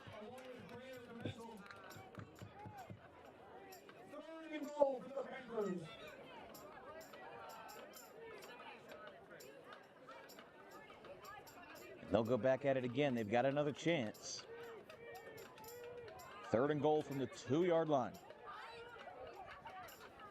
This will be their first touchdown of the game under 40 yards. This time he dived forward. His in the end zone touchdown, Collingswood. Caden Luby, his 2nd touchdown of the day. And he picks up 6 for the Panthers to make it 31-20. And this game is all of a sudden back in Collingswood's reach here midway through the 3rd quarter.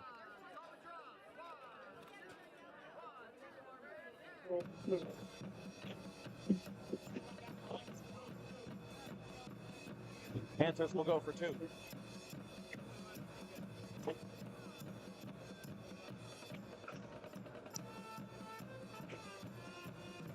Chance to make this 31-22. 9-point game. Would still be 2 possessions. Rolling out to the left. Not going to get anywhere on that one. Pruitt stops it big time. But Collingswood does put up 6 on a goal line rush by Caden Luby. He gets through for his 2nd TD of the day. It is 31-20 in favor of Gateway. 5:03 in quarter number 3.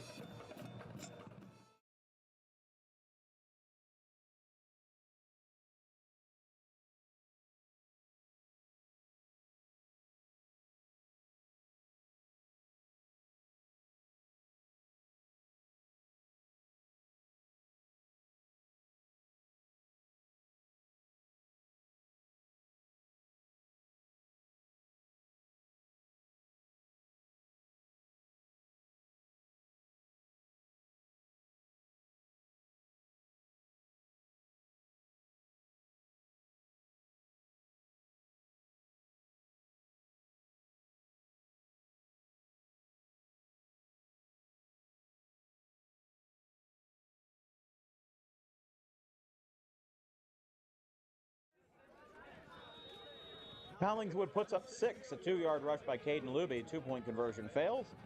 31-20. A 2-possession, 11-point game. That one's going to get past everybody. It'll roll into the end zone for a touchback. Don't forget, our next broadcast will be Tuesday, November 5th. We've got boys soccer. I'm going to be quite honest, I don't know where we'll be yet. We're going to find out tomorrow. We're going to send out some emails, maybe make some phone calls, and we're going to find out for boys soccer playoffs on Tuesday, November 5th. Then we've got football on Wednesday at Point Pleasant Beach versus the Buna Chiefs in a crossover between the West Jersey Football League and the Shore Conference.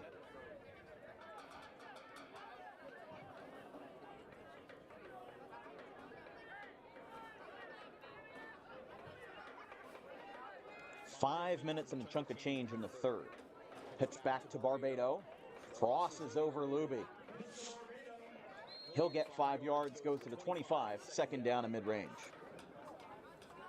Samaj Troutman on the tackle there for Collingswood. If Gateway wins this, Andrew Daly would improve to 7-13 as a Gateway head coach as he wraps up his second season in blue and white. Like we said, this will be the first time Gateway has won 5 games or more in a campaign since 2019. And just the 5th time they would finish at 500 or better since 2006. Taking a slide there, Josiah Evans.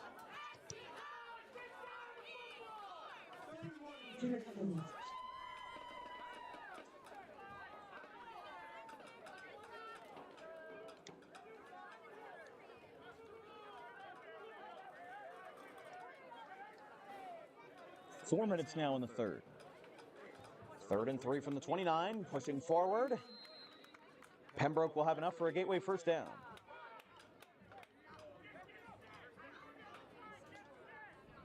Gain of 5 yards on the play. And it's a Gateway! There's the little Gator walking along.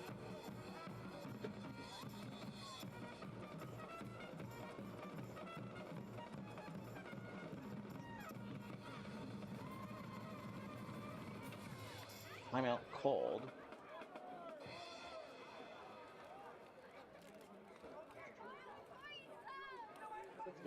Oh, I'm sorry, an injury timeout. That's my bad. I didn't see that player. That's my bad. Caden Luby was down there. He walks off under his own power.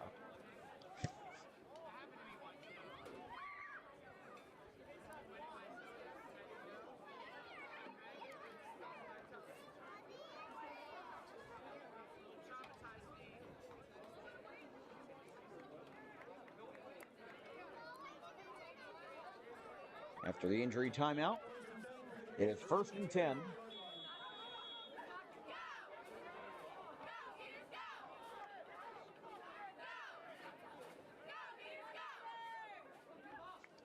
Snap was high. Now Barbado, he stopped. He stopped before even moving forward, and he gets taken down by a host of gold and white. All over the Lonzo Bryant. 2nd and 13 for Gateway. That's my bad.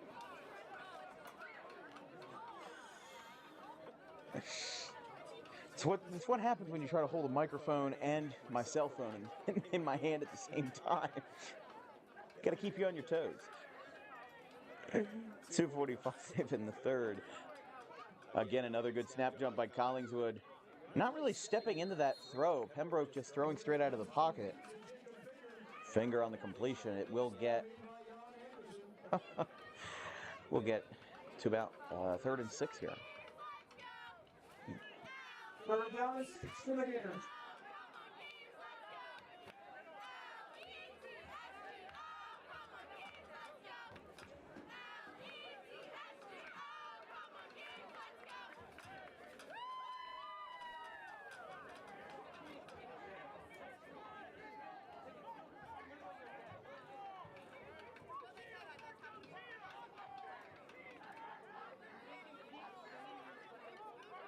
Third and 6 from the 38. Pembroke drops back. steps into it. He gets hit, and that's out of play. Finger was the intended receiver, but he was out of bounds anyway. So that'll bring up fourth down, and this brings up an interesting juncture here for Gateway where they were up 31-6, and it looked like this game had started to unravel, and it looked like maybe Collingswood would be on their way to a running clock, but we did not. 2 scores for Collingswood, and now the momentum is back in their court, and Gateway punting again reinforces that. A low-hanging punt. It'll go to the 25, picked up by Goffney. Breaks a couple tackles. We have a flag, and he's down at the 49 in enemy territory.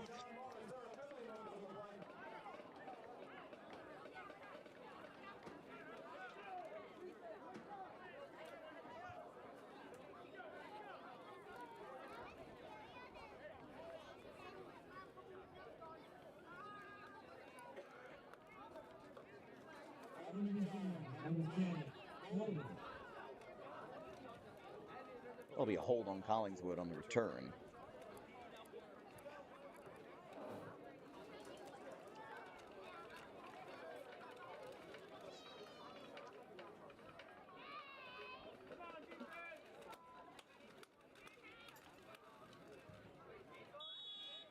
Number 10 for the Panthers from their own 36-yard line.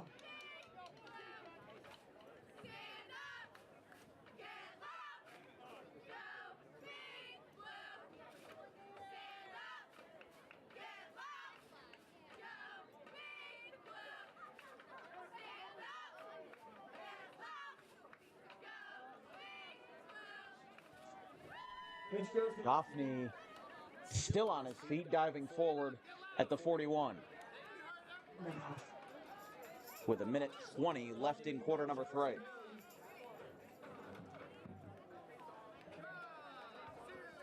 Second and 4 for Collingswood.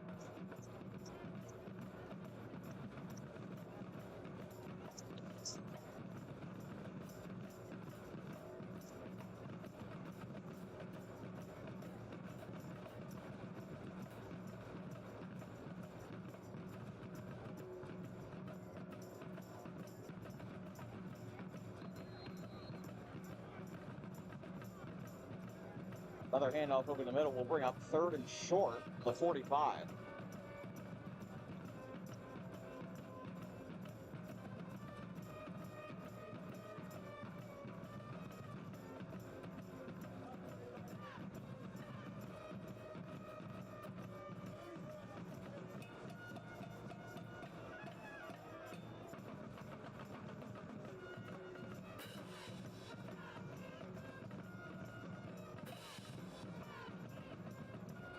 Another handoff on 3rd and short. I don't know about this one. First down mark was at the 47.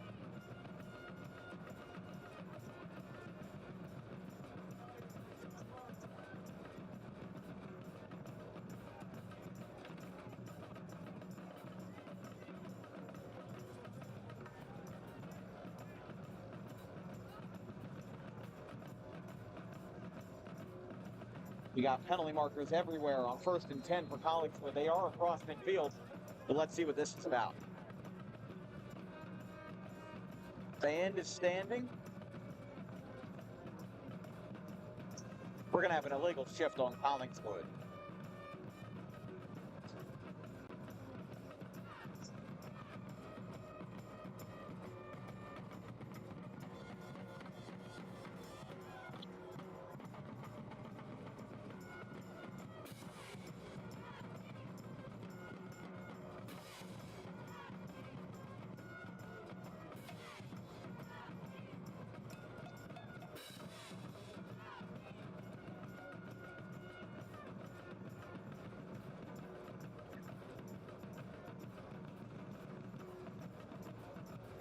So we have an illegal shift and a hold on that penalty call.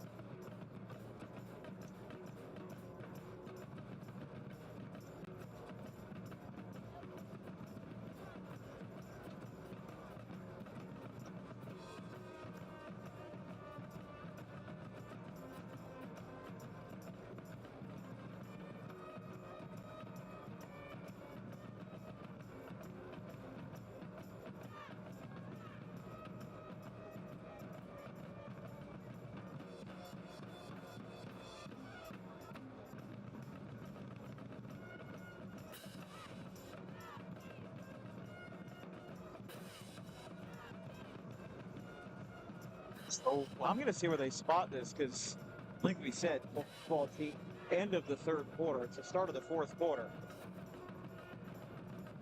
31-20. They assess the penalties. And now Collingswood has it from their own. No, it's not. I was about to say something. Yeah, something's not right here. Referees are going to talk this one over. Change. It was first 10. There's a 10-yard penalty. You go to line of scrimmage. You go back. It should be first and 10. Okay, that's the explanation. It should be 1st and 10, but I think somebody moved the chains incorrectly. And now we have to get everybody back in step. It happens. I've seen worse with the chains. I mean, hey, they're just doing what they can out there. But they actually have to. Final play of the third quarter was holding against Collingswood. There you go. So holding against Collingswood. There we go. So everybody's back in step. First down marker is all the way over at the Gateway 43. And Collingswood is backed up to their own 37. Cruz dives out to the left. We've got flags, and it was a gain of 8. Well, let's see what the penalty markers are.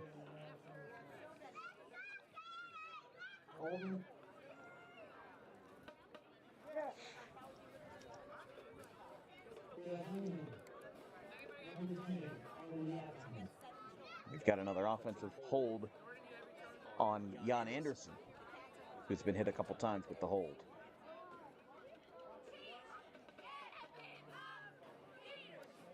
Oh boy, this is something.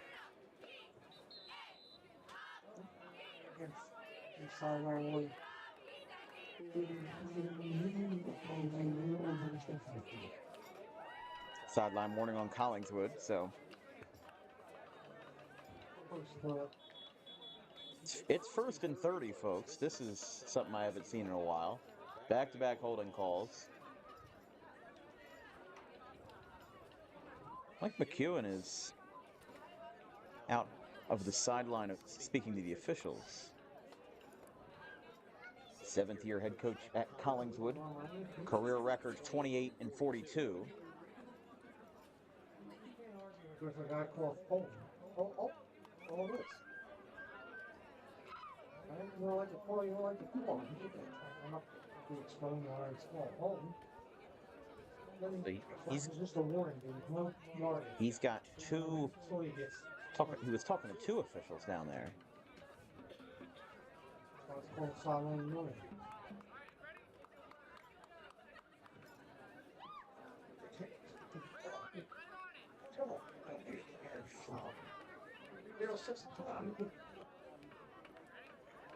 The shadows are starting to peek through here at Gateway. I don't know if we'll need the lights, but you hope you don't need the lights. This was supposed to be a day game for a reason. Oh boy, 1st and 30. But hey, props to Collingswood. They're getting themselves back in line here.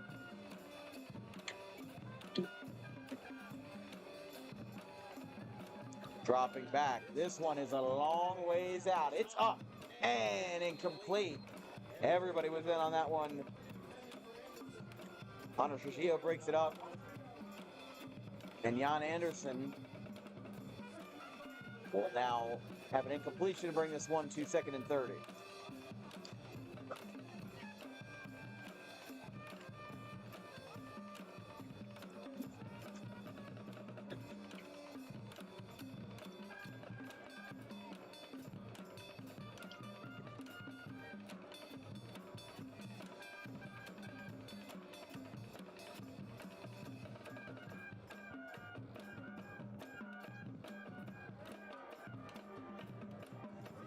On the carry. They'll drop the sticks, and he was probably stepped out at the 45. Pruitt forced him out.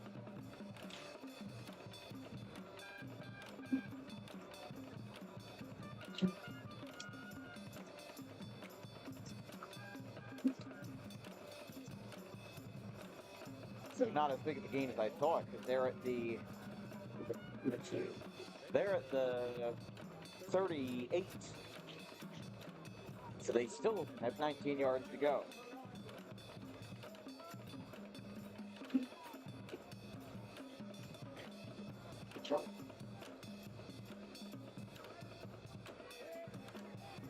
Out to the right side, Goffney finds space, and he's taken down by Danny Leone. Brings him now 4th and long. For the Gators, we've got whistles.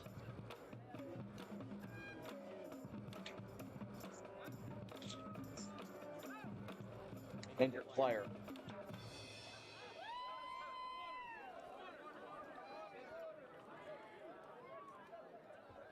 Stretching out the leg on the sideline. As we said, coming up for DWB on Wednesday, November 6th, we're back in action in the simulated competitive online racing experience from the virtual banks of Kansas Speedway in Topeka for race 5 of 14 in season 8. That'll be a 9 p.m. start time from DWB headquarters virtually. And then we've got November 7th with a nice one between Bordentown Holy Cross Prep and Bordentown from Holy Cross, 6 o'clock on the 7th.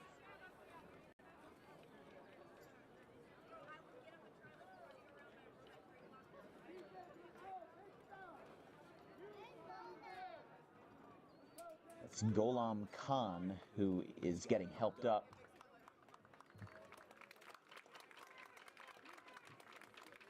Senior Gator on the play was Ghulam Khan. It's 4th and 12 for Collingswood. Both teams have all 3 timeouts in this half remaining.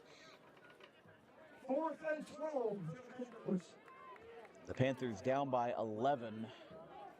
They've been on the up and up since the start of the second half after trailing 31-6 at half. But they've now put up 2 touchdowns that have made this game a little bit more interesting. Dropping back. This one's up over the middle, and it's caught by Jan Anderson. He breaks free. Barbados shoves him out inside the 10-yard line, and Collingswood is back in the red zone. He's brought down by Aiden Barbados.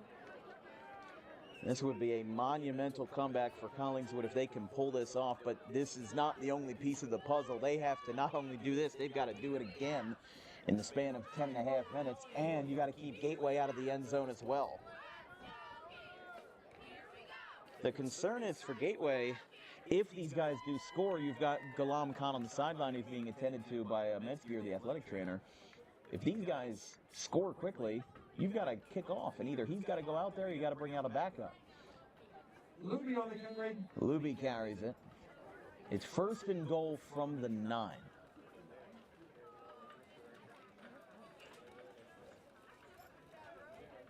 Those gold on white numbers are hard to see.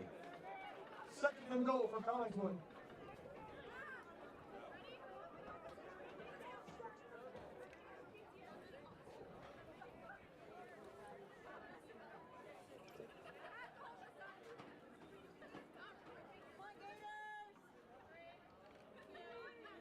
And off to the left side for Luby, Cruz rather.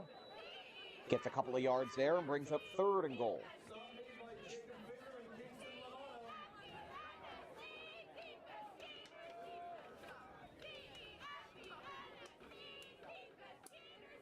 Third and goal from the 4-yard line.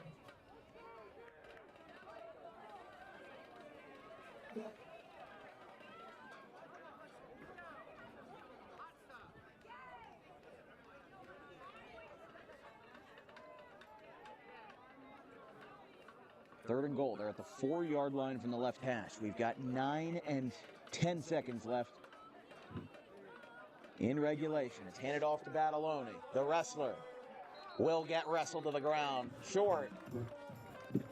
Gators defense made a stand there. I think they realized that they had to do a little bit of extra work to keep Collingswood out of the end zone because they've let them score one too many times.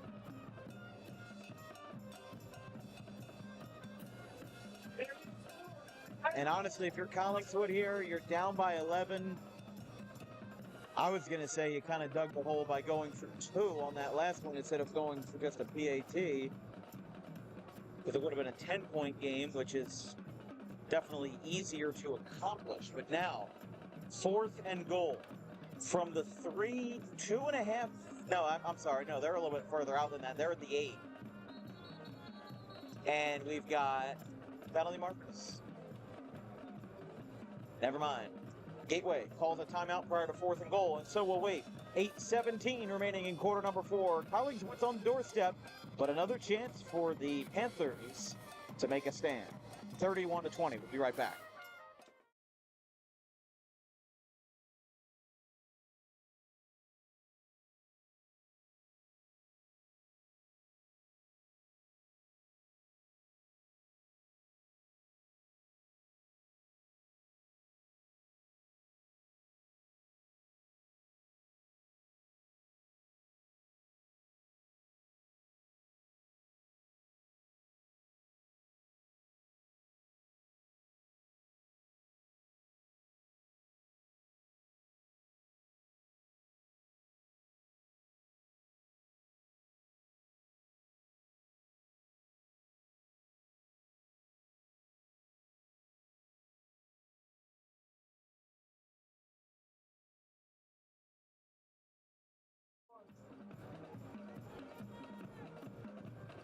Fourth and goal.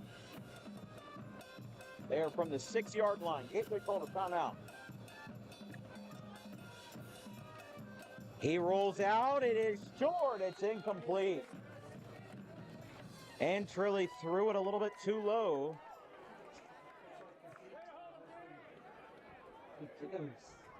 And the pass is incomplete to force a turnover on down.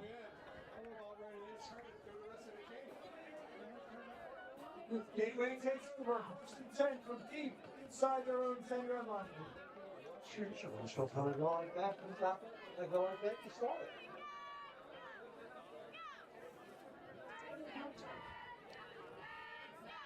Fred, the other side, Fred.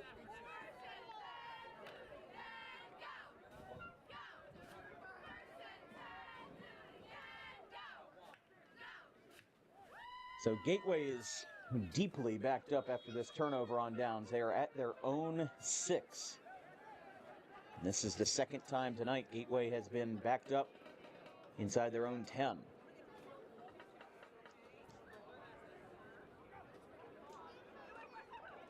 Handoff to Barbado is immediately going to get swallowed up. And this will be a loss of a few yards. Obviously, it would be nice for Collingswood, to back Gateway further up. Even though they didn't score on that last drive, they had an incompletion on 4th and goal. If you get Gateway into their own end zone for a safety, that makes up for the missed 2-point conversion earlier, makes it a 9-point game. It's still a 2-possession game, but it makes your path a little bit easier if you go down that route.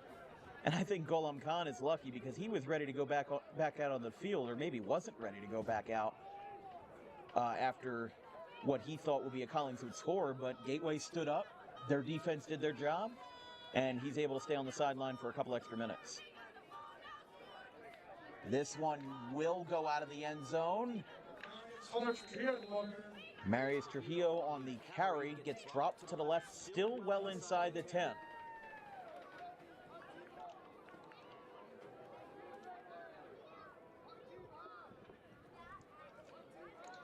Third and 10 for the Gators. So we'll see what Pembroke has in mind here on 3rd and 10. Without their starting quarterback, Aiden Bender, the transfer from Bishop Eustis, also a member of the Gateway baseball team under Mike Pietroforte.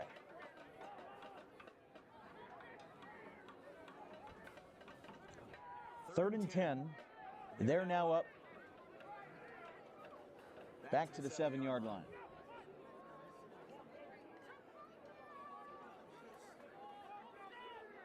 6:30 and counting. Pembroke drops back. He passes out of the end zone. It is incomplete. Double coverage as Jackson Bailey gets broken up. Bataloni and James Giles on double coverage. And now Khan will have to go out there because they will punt. We've seen 2 safeties this year, Camden and Kingsway, and Holy Cross and Riverside. Both were a result of a punt going out of the back of the end zone. So this is always a tough situation because we've seen Gateway and Collingswood have issues on special teams. And that snap just went right over his head. It's a safety. Well, we mentioned it, and it happened. 31-22. Collingswood gets a safety. And, I mean, I know Mike DeChico with his game notes, he likes to compile some stats. I want to know the last time there was a safety in this building. That's funny, but 31-22, and now Gateway will... Come out there, 20, we'll kick off.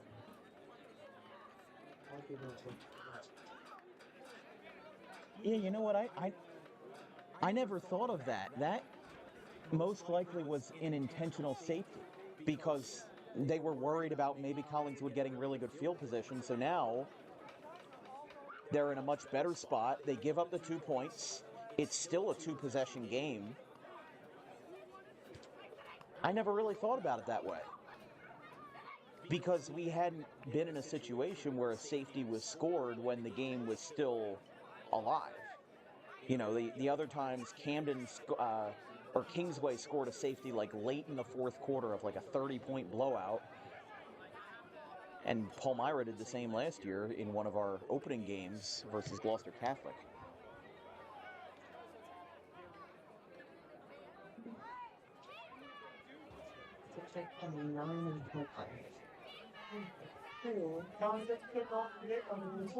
So this is one of those differences between high school safeties and the NFL safeties. In the NFL, you free kick it, like a drop kick, basically.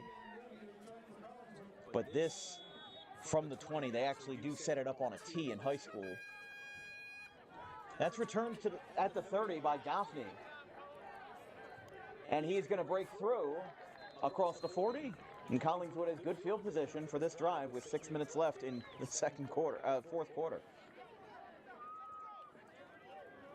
I didn't think the game would be like this. I mean, you know, look, just looking at the first half alone, you would think after looking at the first half that Collingswood wouldn't have a prayer and Gateway would win by 50. But Collingswood has made this a game. Collingswood is a very resilient team. You know, they really stop at nothing, and I saw that in their Week 0 game versus Clayton. They know how to play good ball, but sometimes it's the resources that you have. Look, they beat Overbrook 12-6, and then they went on to get combined like 93-13 in their next 2 games, combined that is. But then they beat Sterling, and then they lost their last 3, Audubon, Camden Catholic, and Penfield. Handoff to Cruz. But with Collingswood making this a game again, a viable game, certainly changes the dynamic of how Collingswood wants to end the season. You know, they kind of just going through the motions at halftime and, you know, not sure how you want to go about this. And now, in the span of a quarter and a half, they've made this game from a blowout loss to a very doable victory. All they would need is a touchdown, 2-point conversion, and then maybe get an onside kick. Luby's got the handoff, but we do have flags. He is on the move, and he is in the end zone, but let's see what this flag is.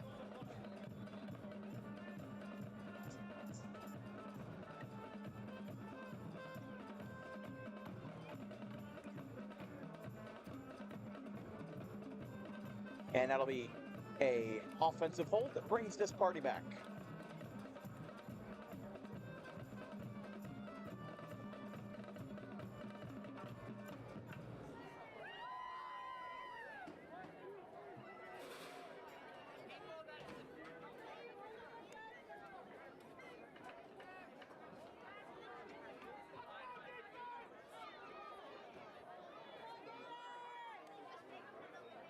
So what was a touchdown by Caden Luby instead called back for holding. 2nd and 14, now backed up to the enemy 44.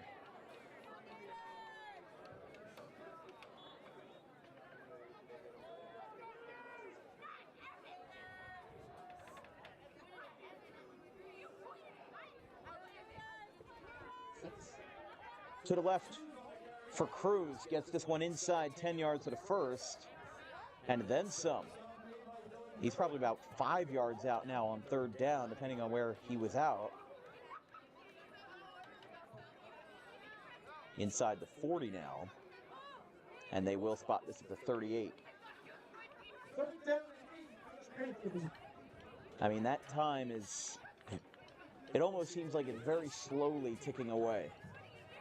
But with 5 minutes left, you know, this is a must-score drive for Collingswood to stay in this game. It's shocking that the consolation game was closer than the playoff game, but here we are after it was looking like we were going to have a doubleheader with 2 blowouts. Collingswood and Mike McEwen have made this game interesting. Here's Goffney, gets tripped up. That's short, and it'll bring up 4th down.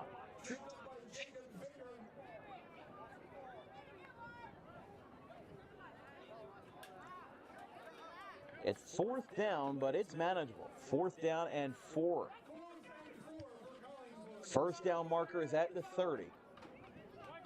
But if they don't score here, Gateway gets another step closer to going 5-5 on this campaign.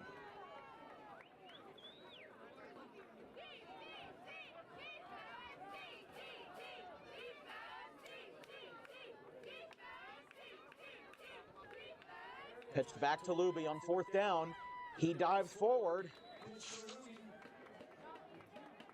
And he got it. First down, Collingswood. They will remain alive.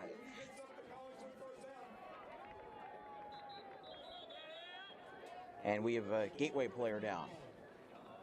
We'll take a break. 4:27 left in the 4th. It is a 31-22 Gateway lead.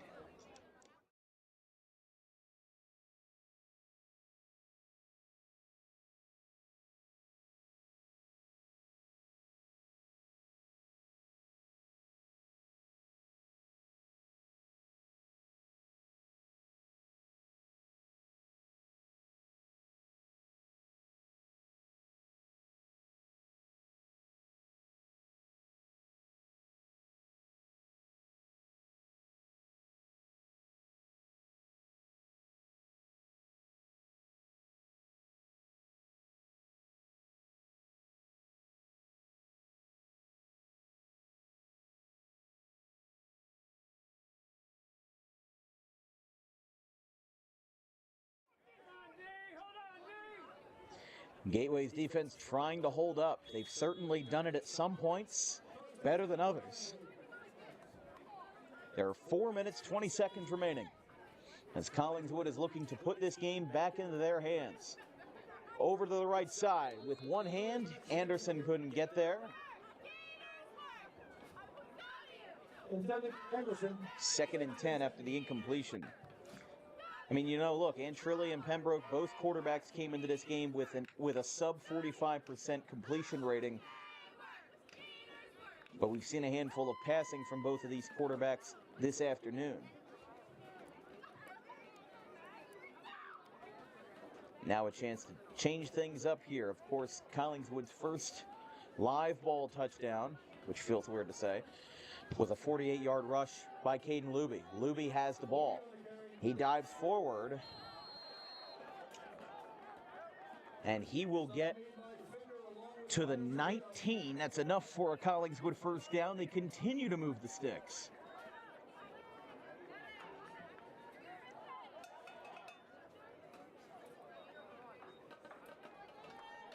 Luby again dives forward even further.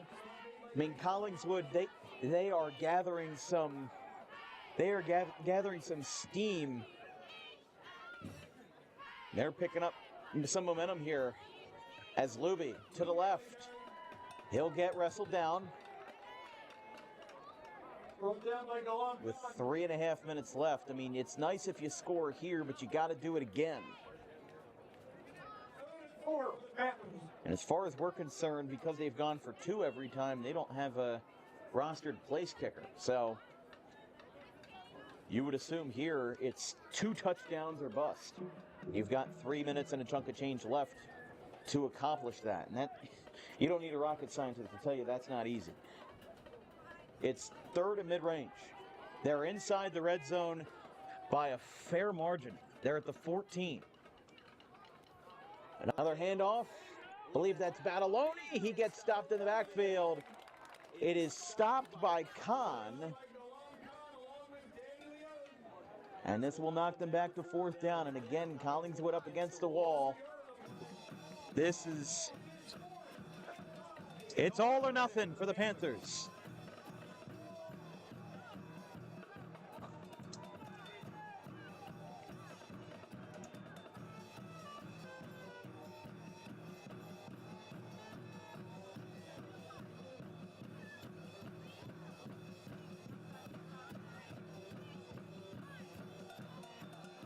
.215 now. 4th and 5. First down marker is at the 9. They send a man in motion. It's pitched back to Goffney. He is going to get stopped by Khan, but where is the ball? It's a first down. Collingswood, they stay alive. They're not even going to go in the huddle. They're going to go up tempo here. 2 minutes left.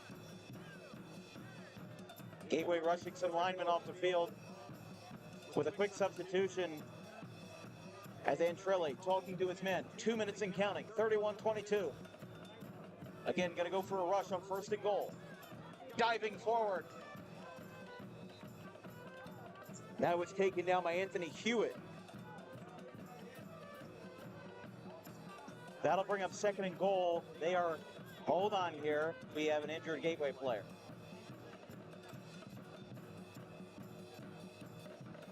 That's number 76, Brennan Tuttle.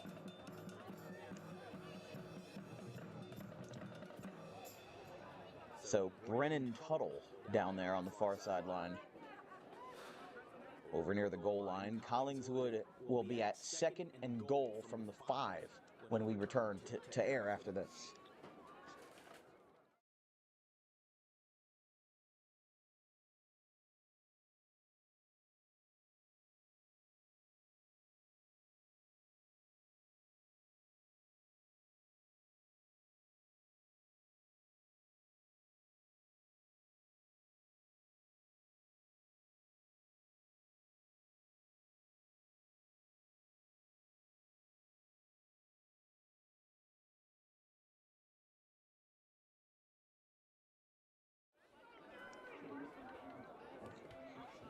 .137 on the clock. An injured Gateway player stopped the clock, and now we're back rolling again.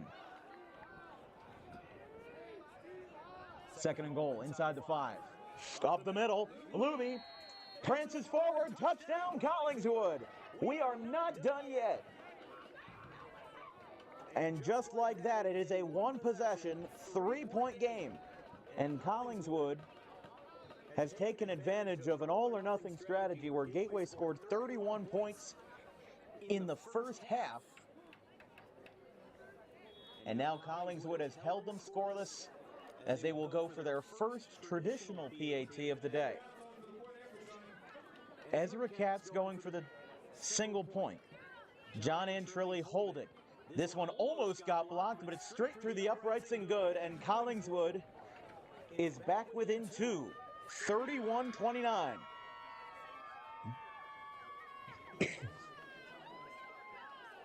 So as we stand, there's a minute 27 left. Gateway has 2 timeouts. Collingswood has all 3. And you know what's really funny? When Collingswood missed the playoffs last year, the week before Thanksgiving, we did a crossover game versus Gloucester Catholic and Collingswood. And how did that game end? A blocked PAT attempt, and Gloucester Catholic won 21-20. So it seems like the formula when we cover Collingswood in a crossover game, not even regular season, just I'm talking postseason crossovers, these guys never fail to entertain. There's a little magic factor in there. Oh no. Well, you know what? Last time there was a kick, it's because it was Jim DeCool actually. Had a bit of a mix-up on the kickoff there. Players lined up on the wrong side. I can't blame them too much. I just have a quick laugh at it. I don't think there's any secret what Collingswood is going to do here. Minute 27 left. And the good news for Collingswood, even if they don't convert, They'll have all 3 timeouts with 87 seconds left. He he kicked it off. The band played, and Gateway calling for timeout. They're second. We'll be right back after this.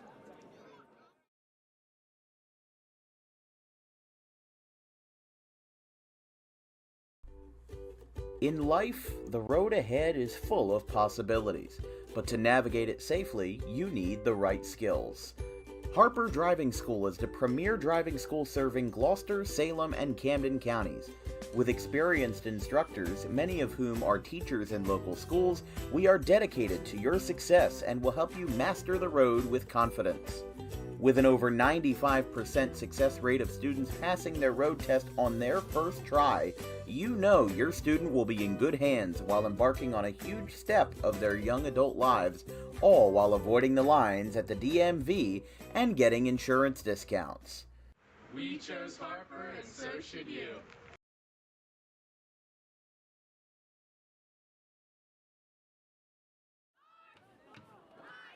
Like we said, Gateway called a timeout. Ezra Katz will, we presume, kick an onside kick, although he kind of had a test run after Gateway called the timeout, and he went the distance, so let's see what he's got. Ezra Katz ready to go. 1:27, and he will not go for an onside. Instead, it's a traditional kickoff. Trujillo on the return to the right side. And we have some flags coming in and some late flags coming in as well. We've got dirty laundry on the field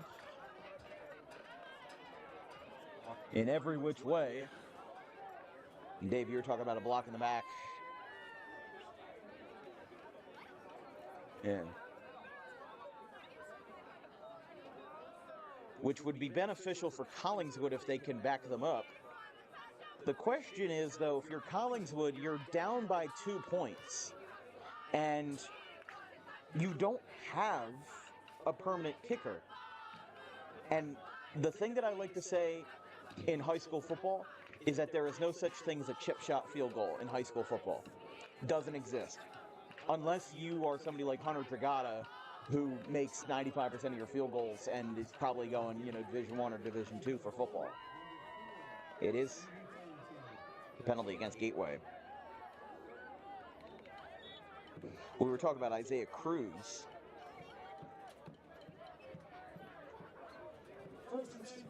Who kicked that PAT to bring us within 2. I mean, look, he has, that was actually his first PAT attempt of the year. Guys. Don't have the catch for a football on the sideline. Rogue football got on the field. That's how this night has been here in Gateway. 1st and 10. Gateway rushes, immediately gets caught up. Barbado now rushes through. This is going to put an ice on things. And that's exactly what Collingswood did not want. They called their timeout. Gateway had 1, Collingswood has now 2 remaining. But that is not what you wanted. Is they did not have enough. They really don't have enough time for Gateway to run a play with the time running. You've got 1:13. Assume that you hold them on 1st down and 2nd down. You call your 2nd and 3rd timeouts. Assume maybe you run 5 seconds every play. That would get you down to 1:03. They would still be able to kneel on 3rd down, and you would have you wouldn't have enough time. They would need about 30 to 45 more seconds for them to force a 4th down punt with the timeouts that they have. So Gateway's looking like for just the first time since 2019, they are going to pick up their 5th win of the season. Collingswood would fall to 3-7. Now, of course, crazy things can still happen. This game has been the definition of crazy. But lining up in the I form here for the sophomore Pembroke. I mean, if somebody fumbles it here, that would certainly be interesting. But Collingswood does call their second timeout. Minute 7 remaining. Don't forget, on Thursday, December 3rd, we've got our DWB basketball selection show as we unveil our high school hoops slate for the 2024 to 2025 winter season. From Dan Wilkins Broadcasting headquarters, we've got special guests, interviews, and all the rest of it from DWB and more on Thursday, December 3rd. The season starts. Yeah, high school basketball season starts December 18th. Our first DWB basketball broadcast will be November 23rd. JUCO basketball between Harrisburg area and RCSJ Gloucester in men's hoops. It's 3 o'clock on November 23rd. However, the high school basketball season starts December 18th. At the moment, we've got over 15 games booked for the winter, but I'm saying too much. We'll wait until December 3rd. Collingswood calls their second timeout. They've got one on the board. So does Gateway. Second and 8 for the Gators. Handoff immediately gets swallowed up. Barbado. And as we said, what do we talk about? About 5 seconds on each play. Now it's down to a minute 2. And Collingswood calls their final timeout. This broadcast is brought to you by our good friends over at the Dangerous Adrenaline Wrestling Gladiators. Dog Wrestling provides the top of the line, high-flying, premier professional wrestling action in South Jersey with great events including star-studded shows of former WWF and ECW special guests and wrestlers all throughout the state. For more information on future events, on tickets, and on any further information, visit dawgprowrestling.com. Dog Pro Wrestling, dawgprowrestling.com.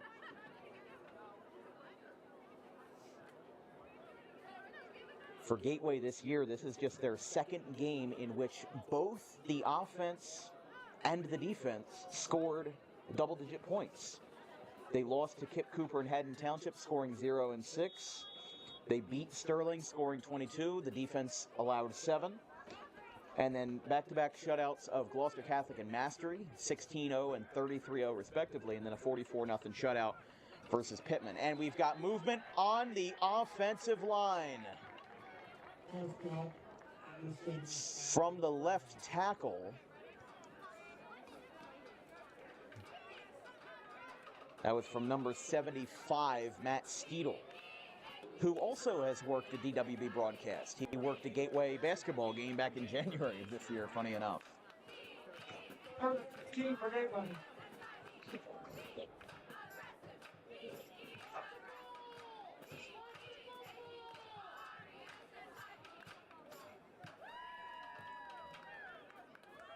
Third and 15 after the false start. Here comes a handoff. He trips forward, still on his feet. That'll be short.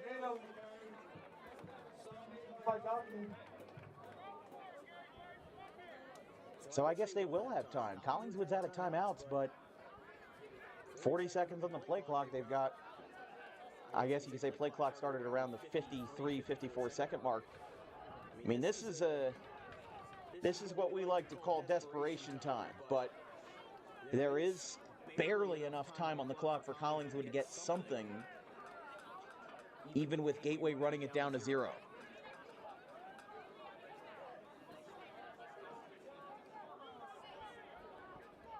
This is where these football games come to a grinding halt in the final 2 minutes. There's 7, 6, 5, and Gateway. 15 seconds left, so with the 40 seconds should be 15. Yeah. Tell me to put that back on, right? Yeah, hold on here. Collingswood was having an issue with the clock because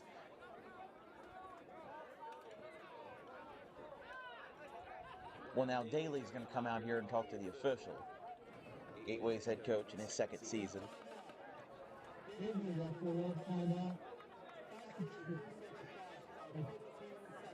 They will reset it to 15 seconds. 15 seconds. So it's 15. They did it in the NFL style. Please reset the game clock to 15 seconds. Actually, it was 5 seconds when I played it. All right, so there you go. Right. So the play clock started at 55 seconds. Obviously, subtract 40. You've got 15 seconds. Because that's what Collingswood was upset about, was that when Gateway called the timeout, there were 5 seconds left on the clock, and that wasn't right. So now everybody's out of timeouts. Collingswood is out. Gateway is out.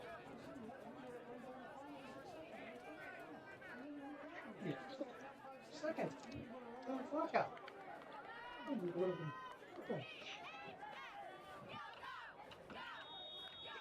Gholam Khan will punt. The sophomore Thomas Goffney to return. Nobody has any timeouts left. And let's see what they've got. A slow snap and whistles. Put 15 seconds back in, please. It is false start on Gateway, and they will reset the clock back to 15. Man.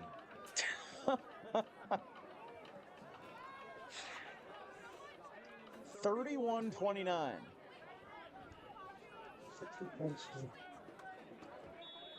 That is the third highest scoring DWB game this year. The highest being Willingboro and Woodbury, 43-30 from October 19th. That punt almost got blocked. Now it's going to land at the 50. Goffney picks it up. He's got some room to the left side. They always seem to bring the magic. Now he is going to get dropped with under 10 seconds left at the 30, and there's a Collingswood player down.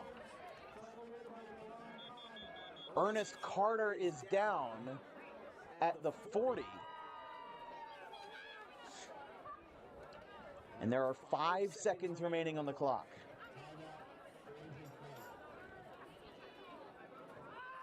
So another injury timeout for Collingswood as Ernest Carter is down and Meitzger, the athletic trainer, back out there again. We will take a quick break. It is an unusual night from unusual circumstances here in Gateway, 31-29.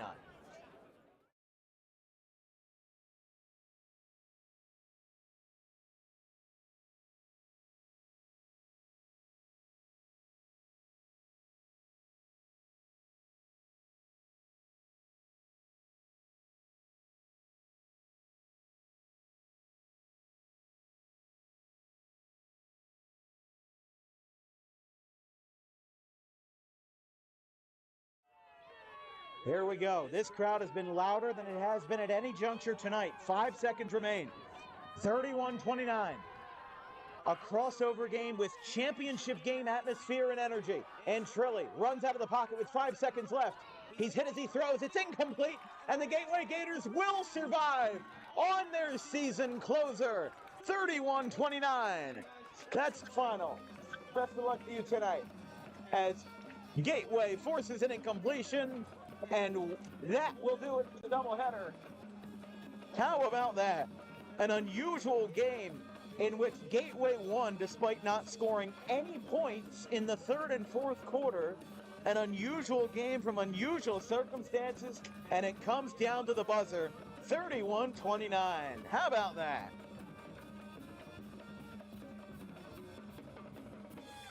How about that? Gateway picks up the win to go to 5-5 as they close out their season. Collingswood's season also ends. You know, they had a shortly lived Thanksgiving game with Bishop Eustace that was kind of pushing against the current, but that's done now. And you know, look, I mean, this was a game that just seemed almost like an exhibition. I mean, it is an exhibition, but it still counts. You know, Pembroke stats, Luby stats, they're all going to count. You know, and these guys are still going to be recruited by universities. And look, footage from this game will still count. So it's, you know, let's dispel the notion that, you know, this game did not matter, because it matters to the players. In the grand scheme of things, no. Neither of these teams are going to win a state championship, but it reminds me of a game that we did of Cumberland and Gateway in October of last year. Mark Narducci was on the sideline, and the way that he wrote it was a game between two rebuilding teams with championship game atmosphere. And that's how it was in the fourth quarter. You know, Gateway kind of realized they were on the ropes. And Andrew Daly's going to talk to his guys and mention, hey, we won, but we scored 31 points in the first 2 quarters and 0 in quarters 3 and 4.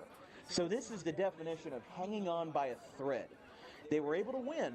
That's good for them. And they're at 500 for the first time since 2019. I'm sorry, at 5 wins for the first time since 2019. At 500 for just the 5th time dating back to 2006.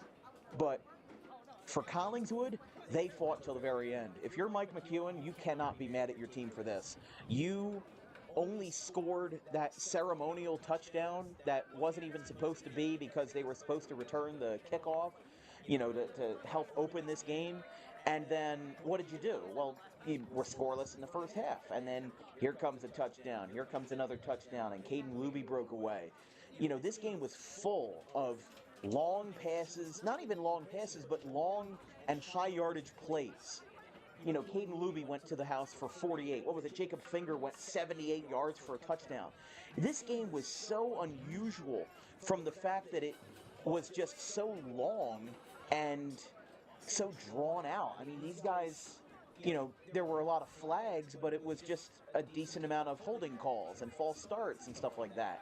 It wasn't nasty like Lenape and Camden Catholic with personal fouls. We just had good old-fashioned football, back and forth, and it was all Gateway in the first half, and it was all Collingswood in half number 2. And I would say Gateway should consider themselves lucky that they won tonight's game. And for player of the game, first of all, ceremonially, we'll say, I'm sorry, Easier core. why am I blanking here? Aiden Bender. His name wasn't on the roster because he got hurt, so I'm thinking, well, why am I missing out on this? But no, Aiden Bender ceremonially for throwing that touchdown. But I'd say Jacob Finger deserved the player of the game. Look, he picked up a couple of great tackles on defense, and then those 2 touchdowns as well, including 78 yards. We already had the longest receiving play this year. Gavin Prendergast of Cinnaminson did it with a 91-yard play that you were there for, David. It's been an unusual night, and the first half of this doubleheader was a Paulsboro game that didn't really go anywhere. This game went somewhere. These guys scored more points than we had all of in game 1, and it was fun from start to finish. Like I said, neither of these teams are going to win a state championship, but this game was for morale. It was for player recruitment. There were some great catches, and look, Caden Luby is a resilient player. He won DWB's August Player of the Month, and for a guy that rushed for 205 yards versus Clayton, I mean, that was incredible. He matched Demetrius Williams, and he even beat him in the touchdown category. So there's a lot to be said about what Collingswood was able to accomplish today, even though it did not end in a win, as these guys both close out their 2024 campaigns. From our entire crew here at Dan Wilkins Broadcasting, our social media coordinators, Brandon the Kagerland and Keely Curran, our graphics crew, Gavin Van Rail, Caleb Lane, and Liam Nolan. My producer, David Cohen, I'm Dan Wilkins. We will see you on Wednesday from the virtual banks of Kansas Speedway, and our next on-air, in-person broadcast will be Bordentown and Holy Cross Prep, Thursday, November 7th, 6 o'clock from Burlington County. That's all for us tonight. Gateway 31, Collingswood 29. Have a good one, folks.